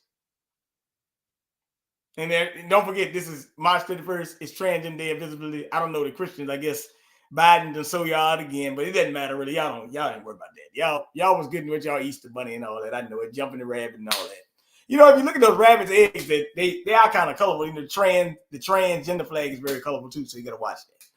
But nevertheless, watch this. Because Stephen A. Smith gonna say something that we all know, but he's trying to run a smooth con game. Watch this. Different today because you want. Okay, let's go back to you've talked about this before, and I'll just kind of ask you. I think it's good for the audience if you want to go through it. 1960. 64% of African Americans would vote Democrat. Yes, sir. The rest was conservative. Yes, sir. Let's put liberal and conservative. That's a better way of saying it, right? Okay. 64 liberal, 36 conservative. 1964, 4 years later, 92% blacks are voting Democrat. Yeah. Lyndon B. Johnson's civil rights legislation. So what happened there? Maybe give a little bit of the history of Goldwater, Lyndon Johnson, what he did. JFK's assassinated. Lyndon B. Johnson's in office. Republicans and Democrats, back in the day, Dixiecrats, bipartisanly bring a bill to the desk of Lyndon B. Johnson. He signed civil rights legislation into law. According to whatever reports you believe, Lyndon B. Johnson says, we bring this legislation, we sign this legislation into law, we'll have the Negroes voting for us for the next 50 years. Sure enough, that's what it was. And I think me personally, as I've edified myself over the years to see what's been transpiring in our community, on one hand, when I look at legislation and I think about affirmative action and other things, and I see how I've benefited because opportunities were given to me at a particular moment in time in the 80s, for example, when, that some would say may not have been given to me if I were not an African American or you didn't have affirmative action in the place and what have you. When you hear those things, you're trying to lean left because you're saying they're thinking about us, they're thinking about us. And like you said, those messengers from the Democratic Party are very profound. You've got Jimmy Carter in office, but the economy was so big. Looking at what transpired in his administration, good or bad, depending on how you think about it. But if you're not educated, what are you thinking? Did he care about black people? You're actually asking those questions if you're coming from the black community and you're not reading all the time. You're not educating yourself because you're literally trying to survive. And when that happens, ultimately it becomes habit. Your mama voted Democrat, your dad voted Democrat, your big sister, big brother voted Democrat. How could you think about voting any other way? And all of a sudden, those habits kick in, and then you get older and older, and you start seeing how it profoundly affects your life as an individual. And you're like, wait a minute. Like, for example, for me, when we go back to 2016, 2020, Hillary was somebody that I would not have mind seeing in office. In 2020, I can tell you right now, I would have voted for Kasich. In 2016, I'm sorry, I would have voted for Kasich. I would have voted for Chris Christie. I would have voted definitely for those guys. And there's a plethora. I would have voted for Nikki Haley.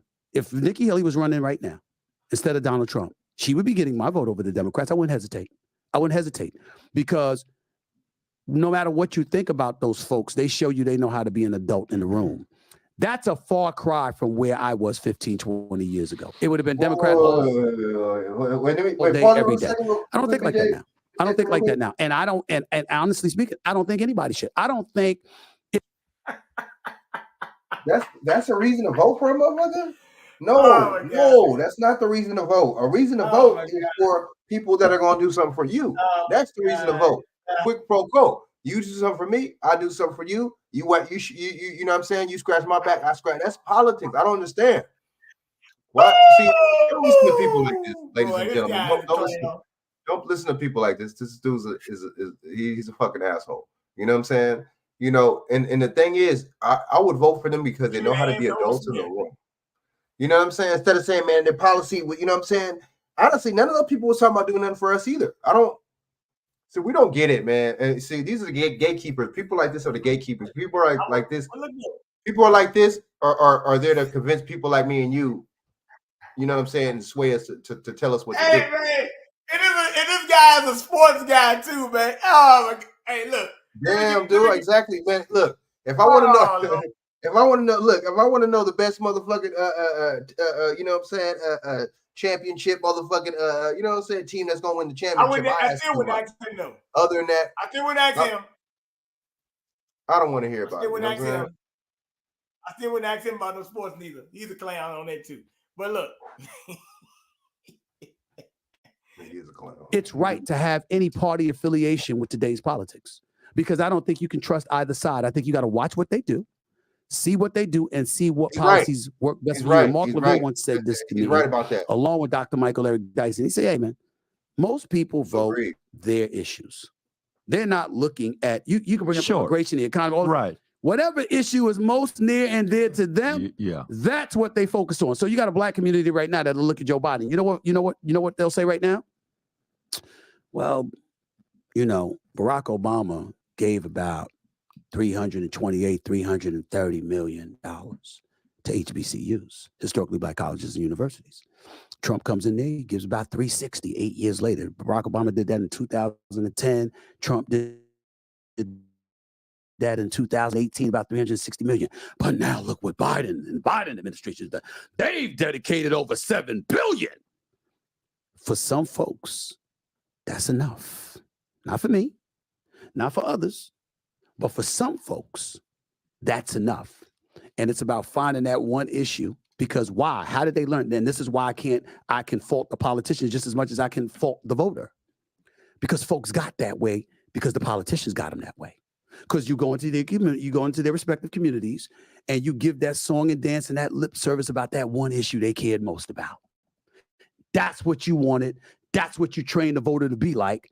And in most instances now, it's come back to bite you. May I? Yes. I want to say, because you said a lot, and I want to write it down, and I want to go through each of these to the best of my ability. So 1964, Rob, you pulled it up, and I'm glad you said it, because I actually looked at Snopes. Go to Snopes, because I wanted to know, did he actually say that, right? Because this is what we found. I won't read it, but the audience can read it.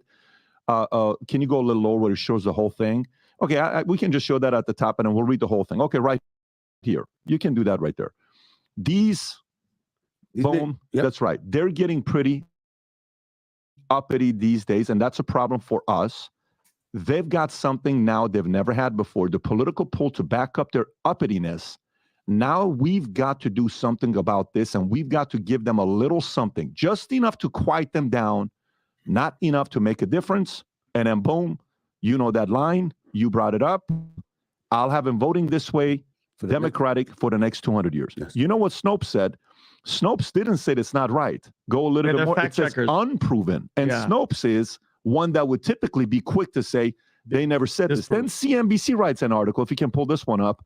CNBC writes an article saying Lyndon Johnson was a civil rights hero, but also a racist. And if you look at the stuff about him, how many times he dropped the N-word and all this other stuff, this guy was not wanting to do what he did with civil rights. Credit goes to one man and the community that pushed it. There's a reason why we all have a poster or painting of him in our offices and our walls, and he's admired by everybody. It doesn't matter, left, right, center, white, black, Asian, Hispanic. Everybody loves and admires what this man did. One of the greatest movements of all time. He accomplished it in a peaceful way, different than X. He was able to get it done, right? Okay.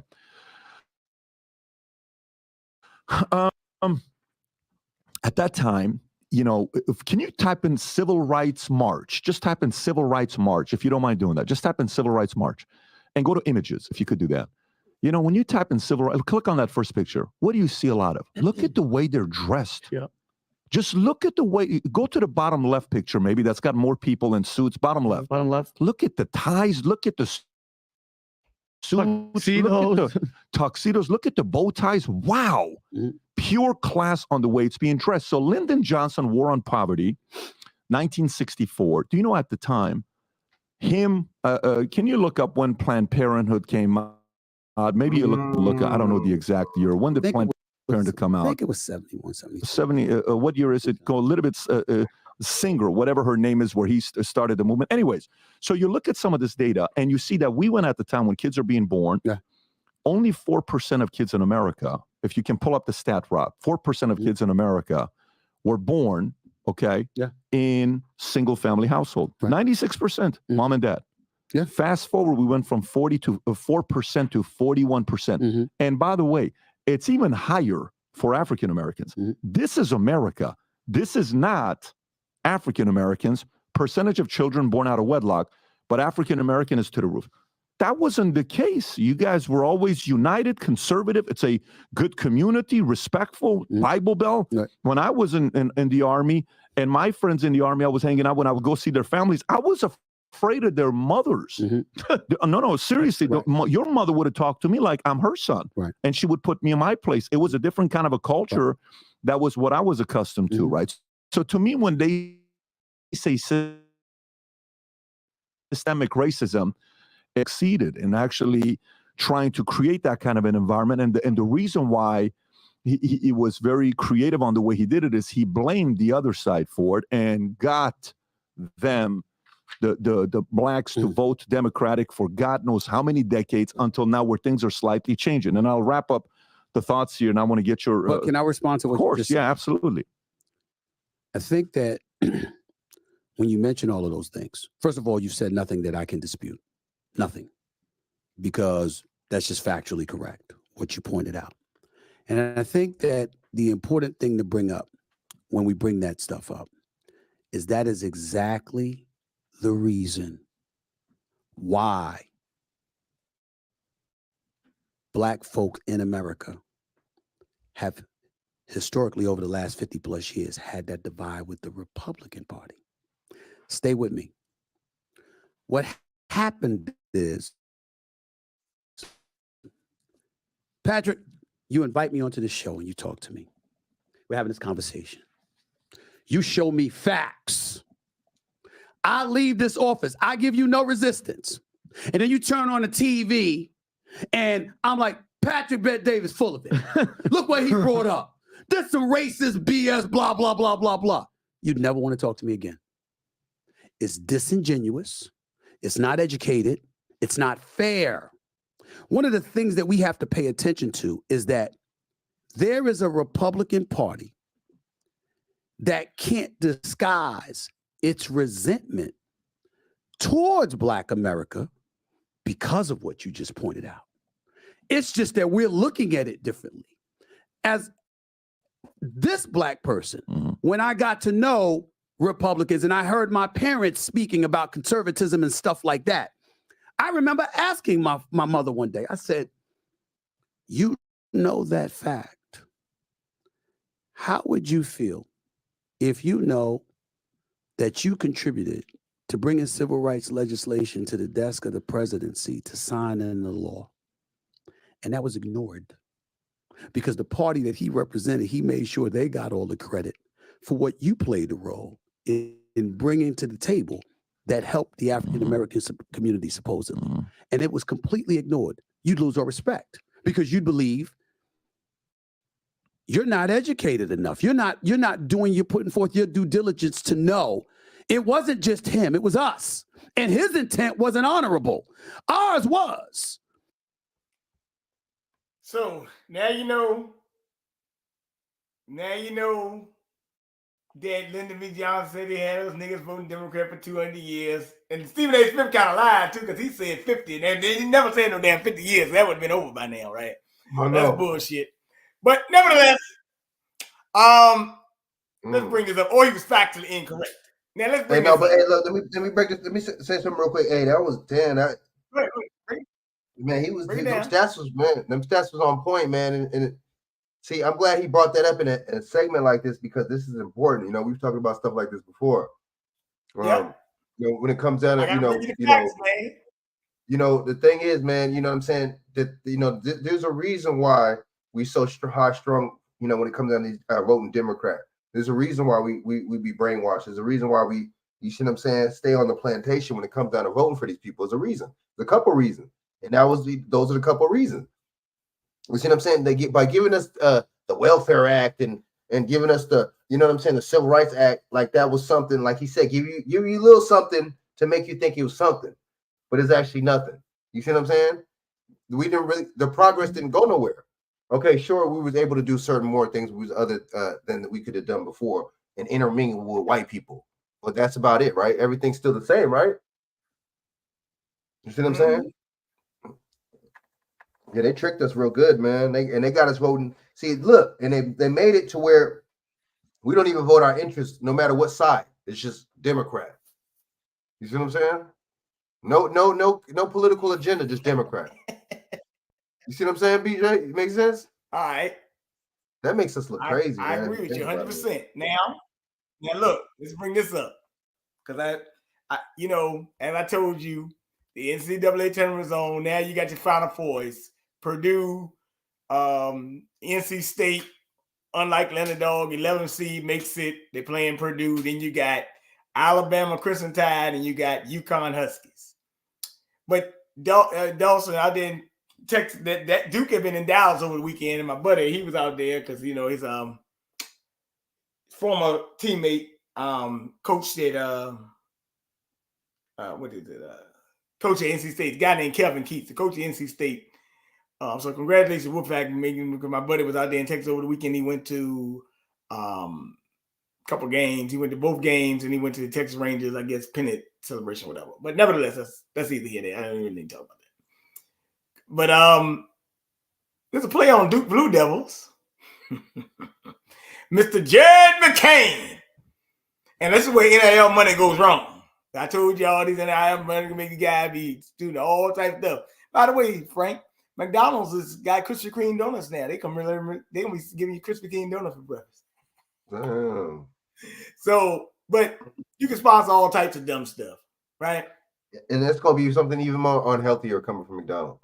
Yeah, right. I'll get to it later. Don't But you got this guy McCain, and he's a Twinkie, obviously. So, I was talking to the guy the other day. He said, man, BJ, I realized that guy got blue fingernails at the free throw line. I said, yeah. So let me look that up. I went and looked it up. And he's hitting back at his critics. He's saying that, now the guy, he was saying, well, BJ, what I thought about? He do play for Duke. So maybe that's why his fingernails blue. I said, I don't give a damn who he played for. Ain't no man for no painted blue fingernails. So, but he's got a contract with Sally Henson, or NIL deal, whatever. And he's promoting this. So just hear this. The Twinkie Chronicles, or the Bussy Chronicles, my fault.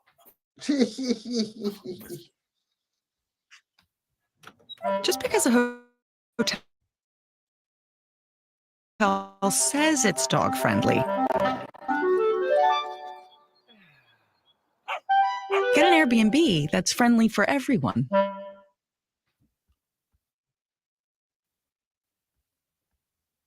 So I'm in the middle of painting my nails right now, and I just did this side white, and I'm gonna do this side blue. And I thought I'd just talk to you guys a little bit about why. Going to do blue as usual. Just do some self-care time. I think everybody should do some self-care for themselves. For me, it's nail painting. I'm sorry if that offends any of you guys. My favorite nail polish to use, though, is the Sally Hansen Insta Dry, because it only takes 60 seconds to dry. Wow. Not my best job, but Is this a basketball player? Is this a Revlon? Is this a why I paint my nails? There's really no crazy reason to it. It helps me not bite my nails.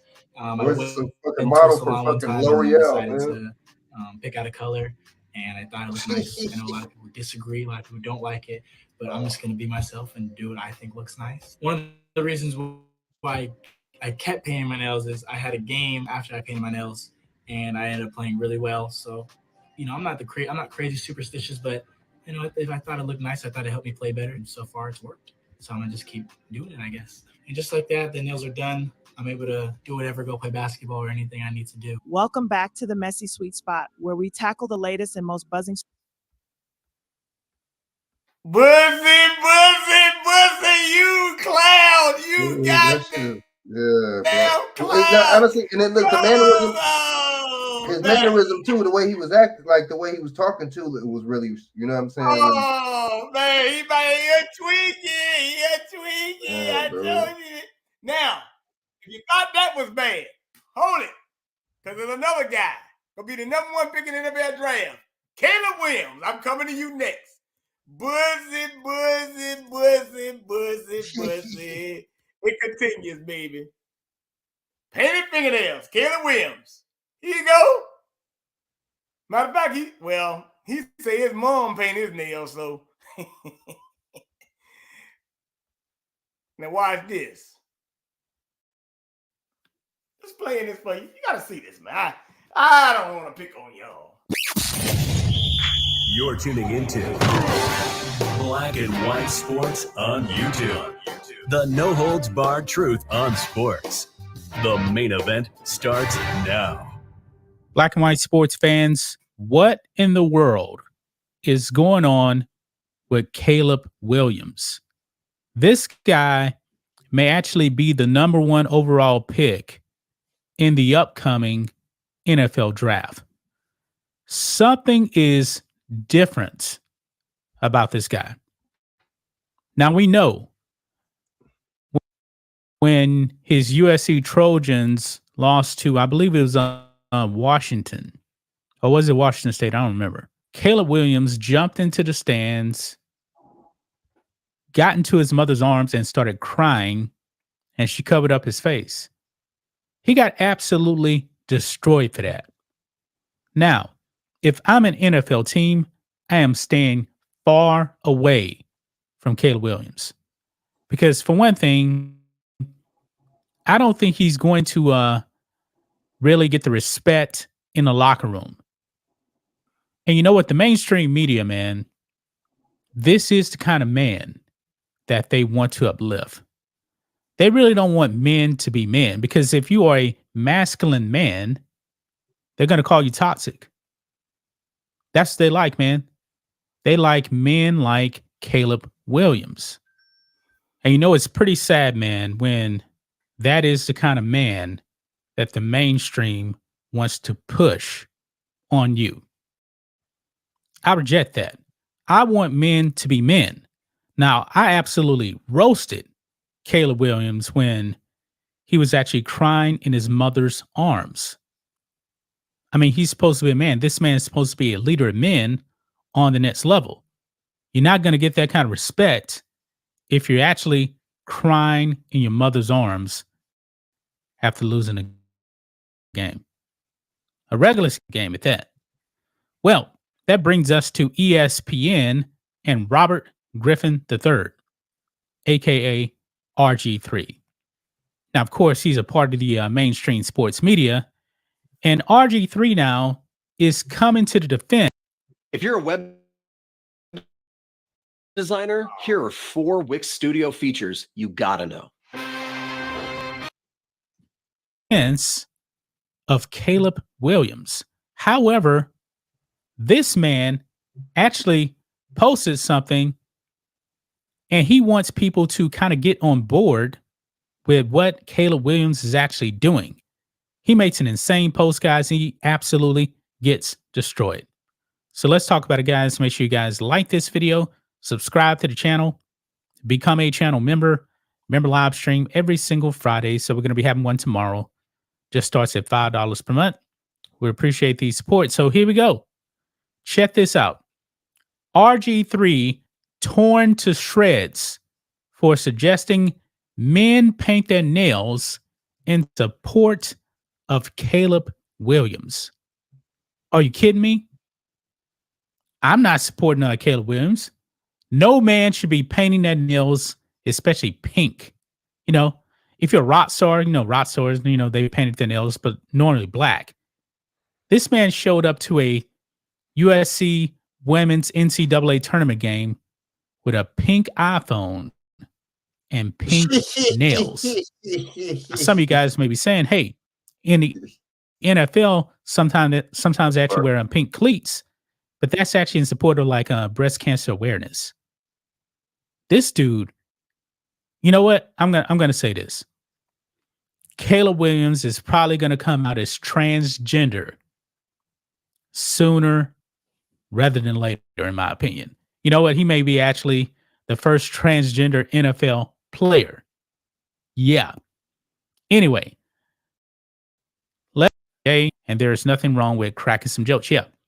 Well, RG3 really escalated the situation. And look at this, guys. Look. They got a pink phone. They got a pink phone. You see it? You see the pink phone? These guys is crazy, man. Burnt. Yes, I don't know, sir. We got a pussy on standby. These guys are different. Anyway, anybody want to call in 571-450-0773. This is some freaking shit, man. I ain't lying, man. I said, well, goddamn. And then I saw him, and this fool, Caleb Williams, say his mom painted his nails. What the hell got him? Well, never mind. You know what? It is what it is, man. I ain't even worried about it. But look. That's crazy, though. And he's going to be the number 1 pick in the draft. They got rid of Justin Fields, who was the quarterback in Chicago. And they went and got a whole lot of talent to build around this team. I said to myself, well, okay. But then when I said, damn, this guy must be, I said, he good. But I'm like, a lot of people been saying, like, he ain't that good. Like, they make it seem like he's not no generation type player. I said, they might be drafting this boy because this boy is a bussified chronicle. Now you got people in the media say, stop calling him gay. He's not gay. I don't know. I'm telling you, if he's doing that, I got to believe, all right, he might be bisexual. Maybe he come out transgender. I don't know. But I know I ain't hanging with no man that daggone got his nails painted. That is not how we roll. I don't know how the hell this shit goes. You stay over there, and I'll stay over here. Because this is some freaky shit. Man. This is some freaky shit, man. I'm just letting you know. It is wild. It is wild. It is wild. But I'm just saying, I know that. Well, I really don't. You know what? I really don't care. I know that women got to be tired of these bussy men. God damn, these motherfuckers are bussies, man. Like I said, I ain't a fan of women wearing. You know what? The guy text me, BJ. He said, BJ, he watching one of the women's game one day. He said, "Man, PJ, how can these women see over the lashes?" I said, "Damn, whatever." Right? He said, "How can they shoot the ball over the long eyelashes?" I guess that's why people don't watch them. Right? I need to put some glasses on or something. But but I said, "Shoot, I'm gonna ask the question: how can the women deal with these bullshit-fied men?" And he talking about, "I paint my nails." I'm like, "Oh my goodness, oh this is bad." That was when I see you say your son saw with deep play and say he's gay the Bussy Chronicle. Yes, I think the Bussy Chronicle. I'm gonna start calling the Twinkie Chronicle. He got a lot of cream filling. Yeah, this cast is crazy, bro. No, they are wild. And then RG3 said you should paint your nails in support of him. Are you a Twinkie? Pussy Prodigal continue. Oh man, I'm telling this you, is man. funny, I man. can't catch a break, man. I'm on dry bones, y'all. Early. I'm laying on the damn river in the sun. It's a good, beautiful 11 o'clock in the morning. I'm laying down, and a guy that daggone got yarn in his head with a goddamn man. Look, man, with a bike, gets off his bike and starts doing backflips. I said, "This is a goddamn training." I said, "What the hell is going on down here?" I saw another woman walking around.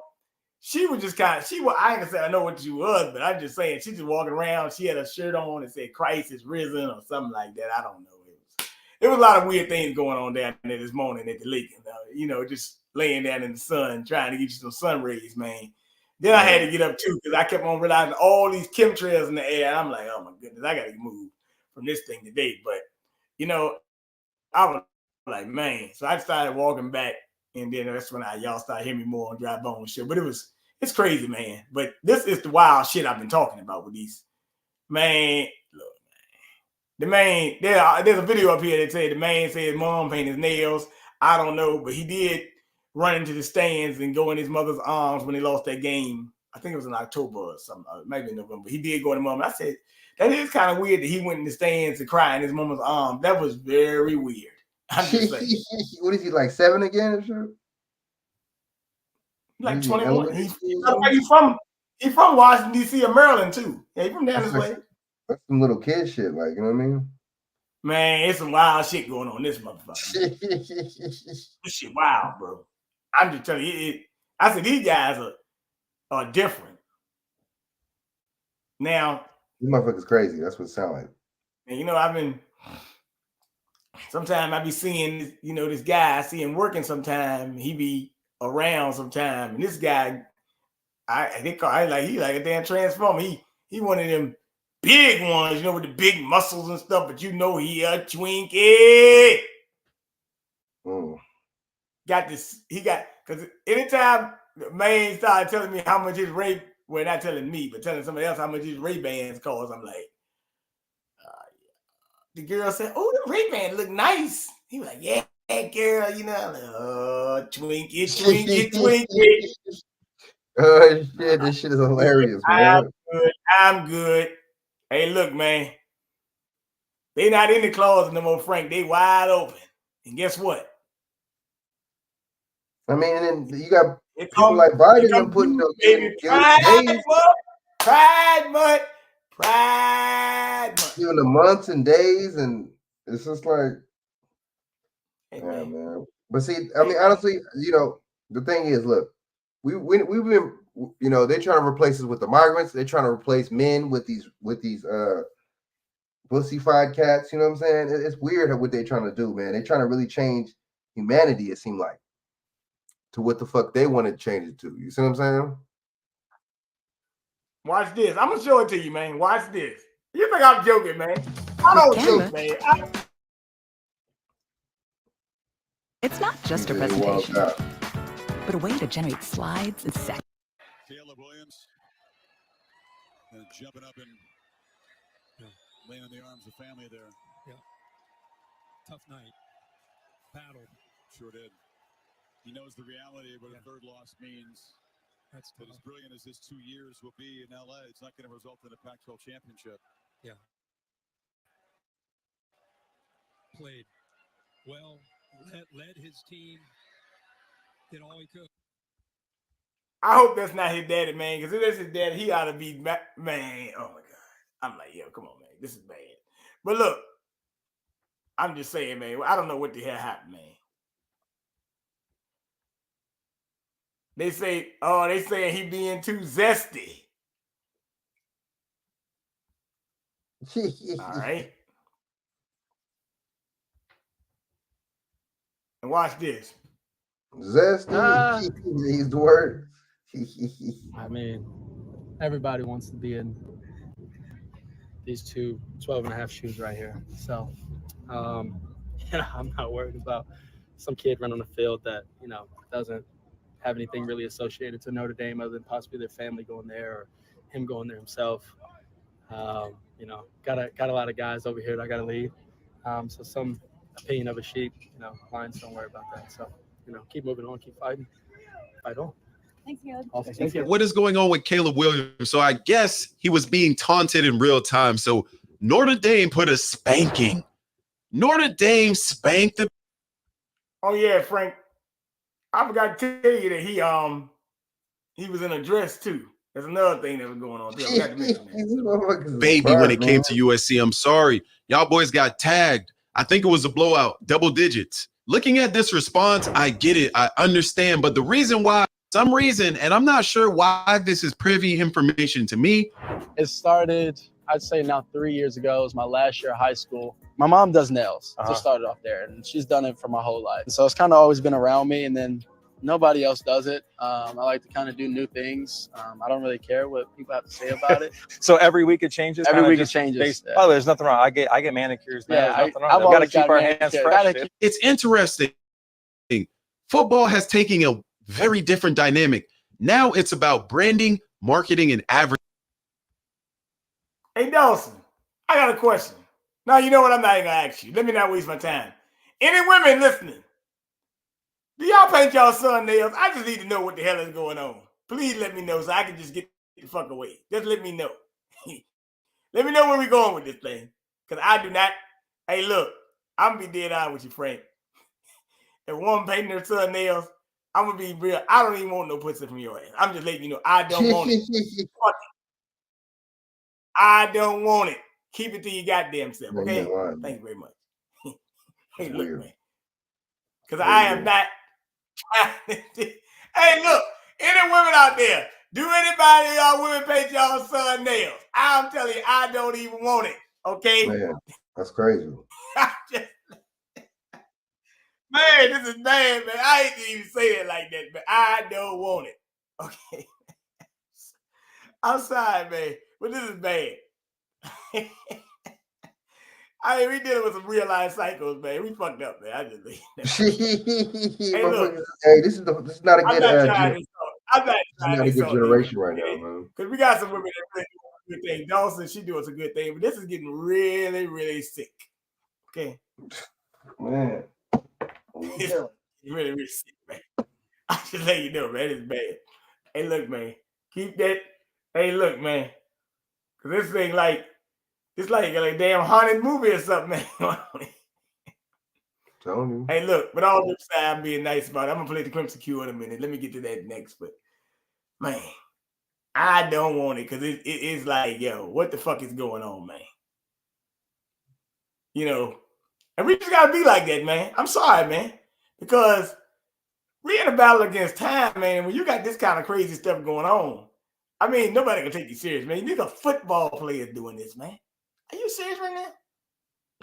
Come on, man. Like, come on. Damn. Wow. Crazy shit, ain't it, Frank, man? Man, this shit's wild. He played up there at USC, University of Southern California. That's it. Maybe that shit rubbed off on him. Here he is again. See, I'm letting you know what you're running up to. I'm tired of the bullshit. Dog, ain't no way Caleb Williams. I mean, come on, with nearly over 3,600 yards, 30 touchdowns, 5 interceptions, and a pass QBR, 82.4%, which is number 11 out of quarterbacks. Those are great stats. But you mean to tell me that GQ, somebody in the headquarters in Hollywood, told this man, hey, if you want to be relevant, go ahead and throw on this red dress. We all know what that means. This is a public humiliation for the Illuminati. That being said, I am 110% convinced Caleb Williams is a part of the Illuminati. If you don't think it's real, look at the track record of professional athletes, movie stars. What did they have to do to be relevant, to get to the bag? They had to throw on that dress. And not only that, he's a black man with a dress. They got him early, and they got him good. Not only is he going to tear up in the NFL, he's going to get drafted probably to the Chicago Bears after they trade Justin Fields. Shit, I say he throw up 40 touchdowns now. I'm convinced he's going to be invincible. Okay. That was what I wanted to mention because, like, a lot of people saying they think he's going to be a bust and all that, and he's not going to be that good. I think they're going to make this boy good at all costs because they're not probably remember like this for nothing. That's how I look at it. So I'm just telling you how I look at it. It's kind of weird when you start seeing stuff like that. I think he'd be good. But anyway, like I said, line's still open. Anybody want to call in, it's fine. I did drop this other phone the other day, so if it can't work, I probably have to tell people who know me to call me. But yeah. But yeah, that's pretty much it with Caleb Williams. I'm just letting you know that you got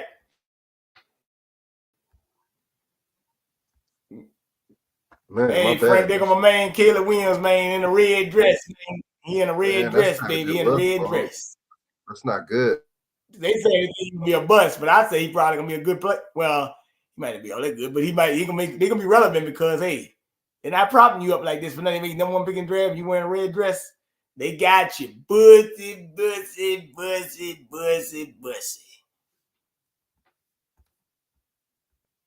So he done already served his public humiliation ritual.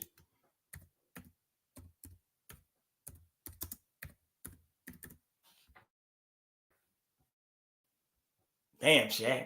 Frank, I don't know what's up with this guy, man. That's fucking crazy, man. If you think about it, man. It's burnt, man. All right, let me play this for you.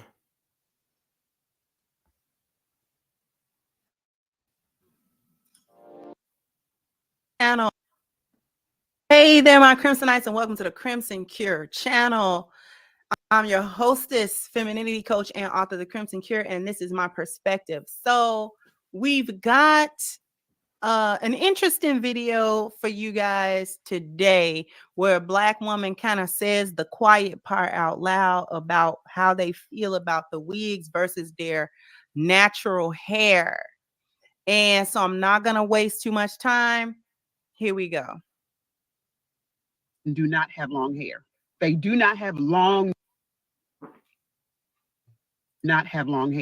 They do not have long natural hair. Black hair does not grow. It does not grow at the same speed as other races of people. When we cut our hair, that's it. It's going to take a little while for it to grow. Damage or undamaged. Why do you think one of the major ways to make money is to sell Black women growth oils? And I'm going to go here. I do not look feminine with natural hair. And I think most Black women do not.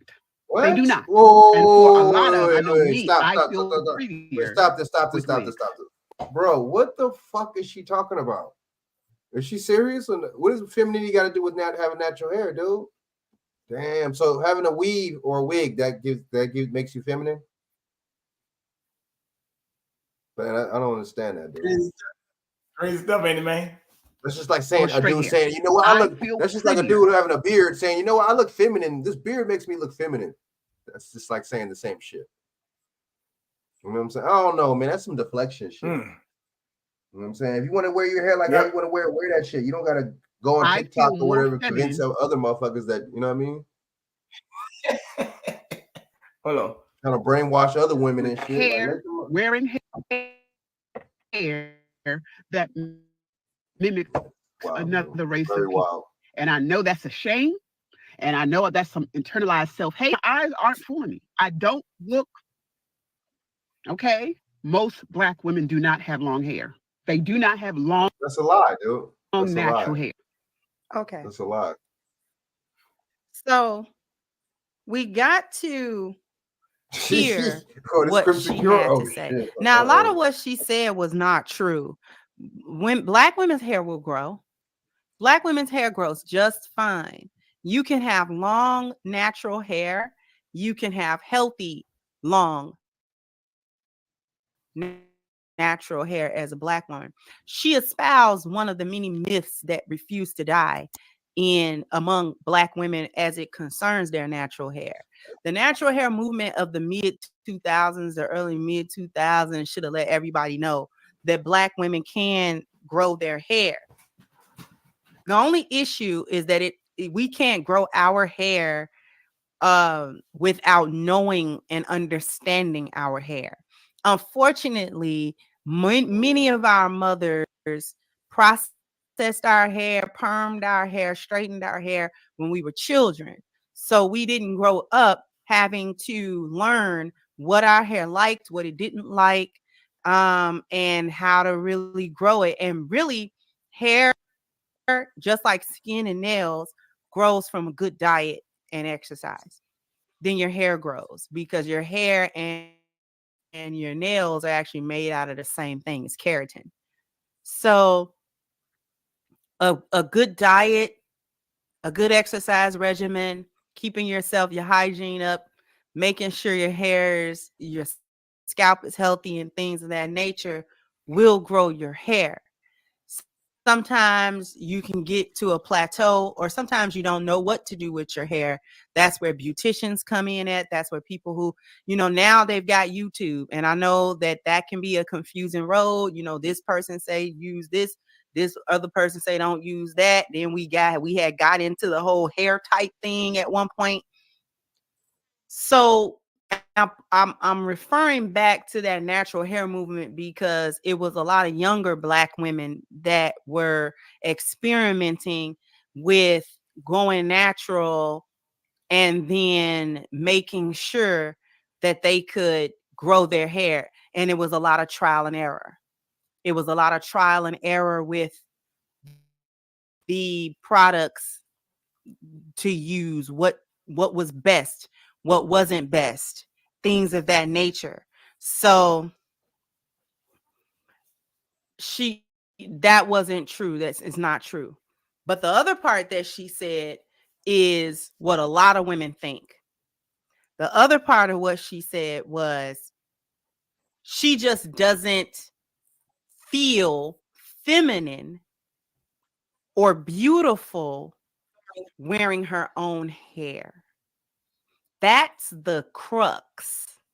That is the foundation of why Black women like lace fronts. That's why they like bundles. That's where all these evolutions of wigs and sew-ins and quick weaves and all of these other things to do with your hair versus your natural hair. So she is, that's where all of that's why it's a multi-billion-dollar business, Black women's hair. She's not, the women in the comment section are kind of cap, because when we look at it, they're saying, girl, speak for your own bald-headed self. Most Black women who I know wear wigs, their natural hair is long. They wear wigs because they don't want to deal with their hair, not because they don't have any. So she doesn't look feminine now either. If you don't love the skin, you're Black women as a whole. The self-hate is high and the self-esteem is low. The reason why I'm saying that's cap is because if the majority of Black women felt comfortable with their own hair and felt beautiful in it, or more beautiful than the Peruvian bundles and this kind of lace front and that kind of thing, they would be wearing their hair. Point blank, period. Because I know that there are women who wear wigs whose natural hair is long. I know some of them women, when they take them wigs off and take their hair down, they actually have hair, but they don't. It's not just lazy where they don't feel like dealing with their hair. They don't feel as beautiful. And I'm going to need Black women to stop the cap with that. Like, stop the cap with trying to convince everybody else that you're just as confident with your natural hair, whether it's long or short, as you are with this fake hair. Because if that were the case, we would see it in real time. What we see in real is the whole weave thing. We see that, and it's not just, oh, well, I want to switch your look up. Why come your look don't ever switch to your hair then? If you look up, why come it don't never switch to your hair? What's wrong with your hair? That shit is hilarious. You just switch wigs. You go from deep wave to French wave. That ain't no switch, because it's still a European type of hair texture and curl pattern. I was watching them girls that was doing the and was cornrowing their hair down, and then their hair would be long. The concept of protective hair, used that concept as a way to continue to wear these weaves and wigs. But for those of you, because I got a lot of men watching me, y'all don't know what protective style is.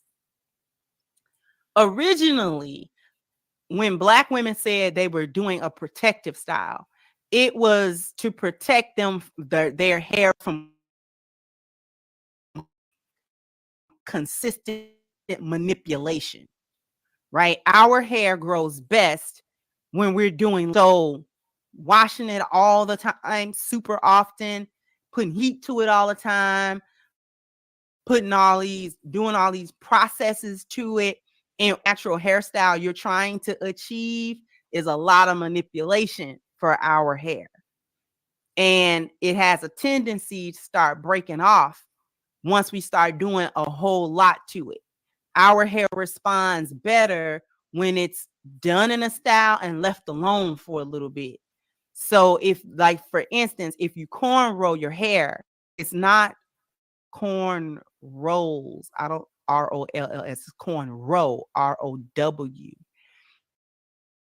When you cornrow your hair, that's why we plait our hair like we do. We plait it, braid it down, cornrow it down, stuff like that, because our hair responds best with little manipulation. That's why locks work so well on Black people, because the less manipulation you do to it, the healthier it actually will be and the longer it will grow. So that concept was utilized. Okay, braid your hair down and put a wig on it, because let's face it, everybody don't look good with the set it off Queen Latifah cornrows to the back. It actually can be masculine if you don't like do it a certain way. So say, okay, we can plait our hair or cornrow it, French braid it down, and you can put a wig on it if you want. All right. And if you do that for a few months consistently, your hair will grow, which it will. If you take care of your hair underneath, right, it will grow. Once you start taking them down out of them cornrows, it'll be a few inches every time. It'll be a few inches longer. And so that was the original concept of a consistent manipulation. We just can't be doing our hair like that every day. It don't respond well. It won't retain its length. And so they continue to wear the wigs and the weaves, trying to say, well, it's just a protective style, or it's just we're just switching it up, or whatever the excuses may be. I'm going through that. What I'm saying to get woman is not, she's not just speaking for herself. She's just saying what Black women don't want to say out loud, is that they don't feel more feminine.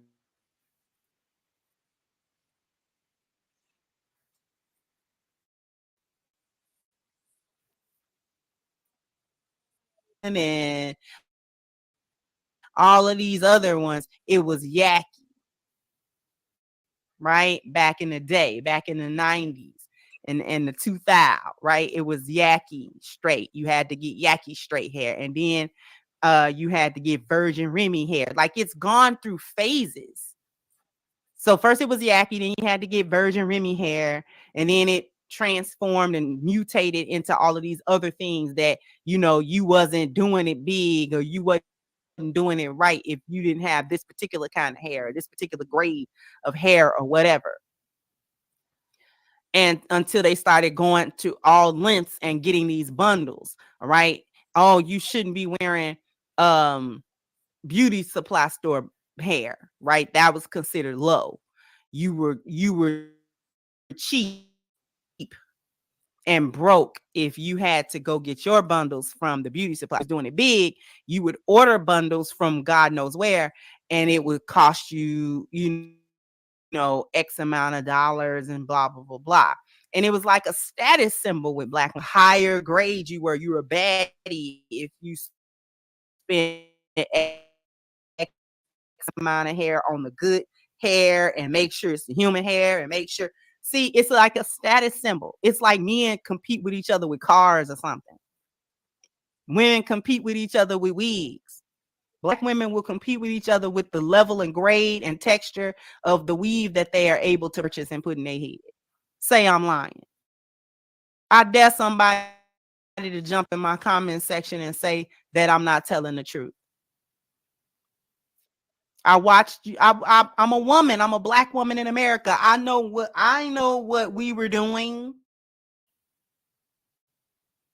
I know what you said. Even when I stopped wearing perms, and I never was into wigs. I don't like wigs, but I was more into braids and stuff like that. Every once and again, you could get me in a I think I tried to sew in like once, and it wasn't even like professionally done. I just didn't like it. I didn't really like it. So I never got into the whole sew in and wig thing. I don't really like wigs. So I was more into the braids and twists and stuff like that. But we did that too. Right? So along with the people that I want to, you know, I want everybody to jump down in the comment section, and I want to have this conversation, because this is the conversation that Black women do not like to have. And she recognized that it is a form of self-hate. And I want Tough stuff, man.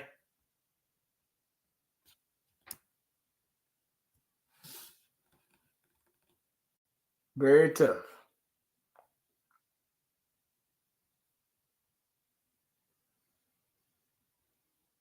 Frank.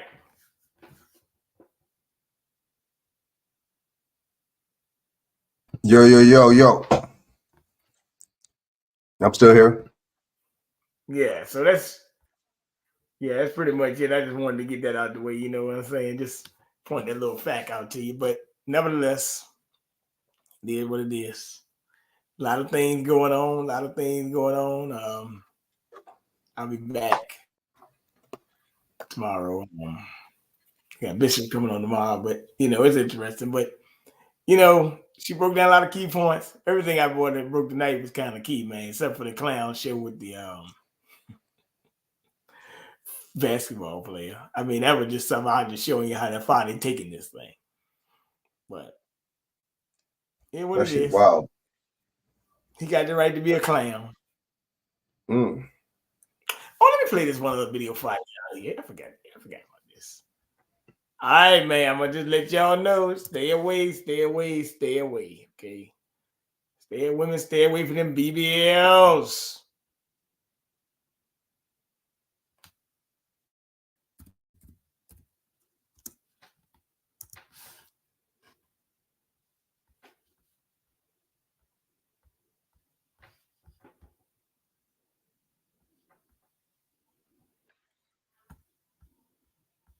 Gotta tell the ladies stay away from the BBLs, man. I shouldn't be doing this. I care about more of y'all, but y'all kill yourself. Some of y'all, not all of y'all, but some of y'all I do. I mean, well, not some of y'all I do, but you know, I mean, you know.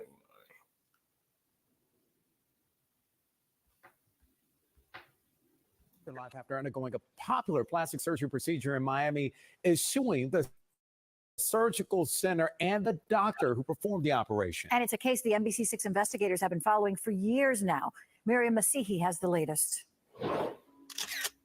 33-year-old Erica Russell, a mother of 5, left her home in Tennessee in 2021 to travel to Miami for a Brazilian butt lift, or BBL, the plastic surgery procedure that has one of the highest mortality rates. Like many folks and across the country, come to Florida and seek to have these plastic surgery procedures. Russell had the popular plastic surgery at Seduction Cosmetic Center on Southwest 8th Street. State records show her surgeon, Dr. John Sampson, entered the operating room at about 6:32 that morning and performed 6 other surgeries before Russell's procedure, which began at about 8:31 in the evening. By the time he got around to our client after 8:30 at night, he was on his now 7th procedure of the day.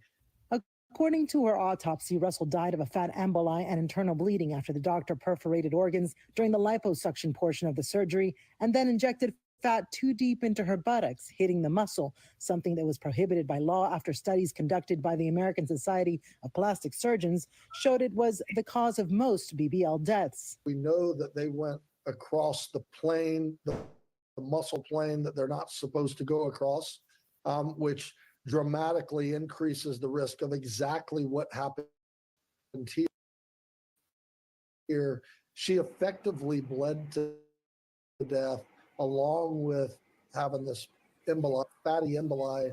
Russell's family is now suing Seduction Cosmetic Center and Dr. Sampson, alleging, among other things, that the center should not have let the doctor perform an unsafe number of procedures in a single day, especially since state records had him as the designated physician for the center and not as a surgeon who would be performing BBLs. Doctor, if you could just tell me, were you pressured to do that many surgeries in one day? During a medical board hearing in 2022, Dr. Sampson would not answer that question. He ended up accepting a settlement from the state that prohibits him from doing BBLs again. Frankly, people expect better care in the United States of America in these procedures, and it's care they're just not getting, unfortunately, at a lot of these facilities in Miami-Dade and Broward. When asked about the lawsuit filed by Russell's family, Dr. Sampson's legal representative told us he was unable to comment on active litigation. A letter his previous attorney sent to the state says the doctor is understandably upset by what happened in this case, that he has performed over 10,000 liposuction procedures and approximately 7,500 BBLs in his practice, and this is the first time he has had any significant complication from either of these procedures, much less a patient death. Representatives for Seduction.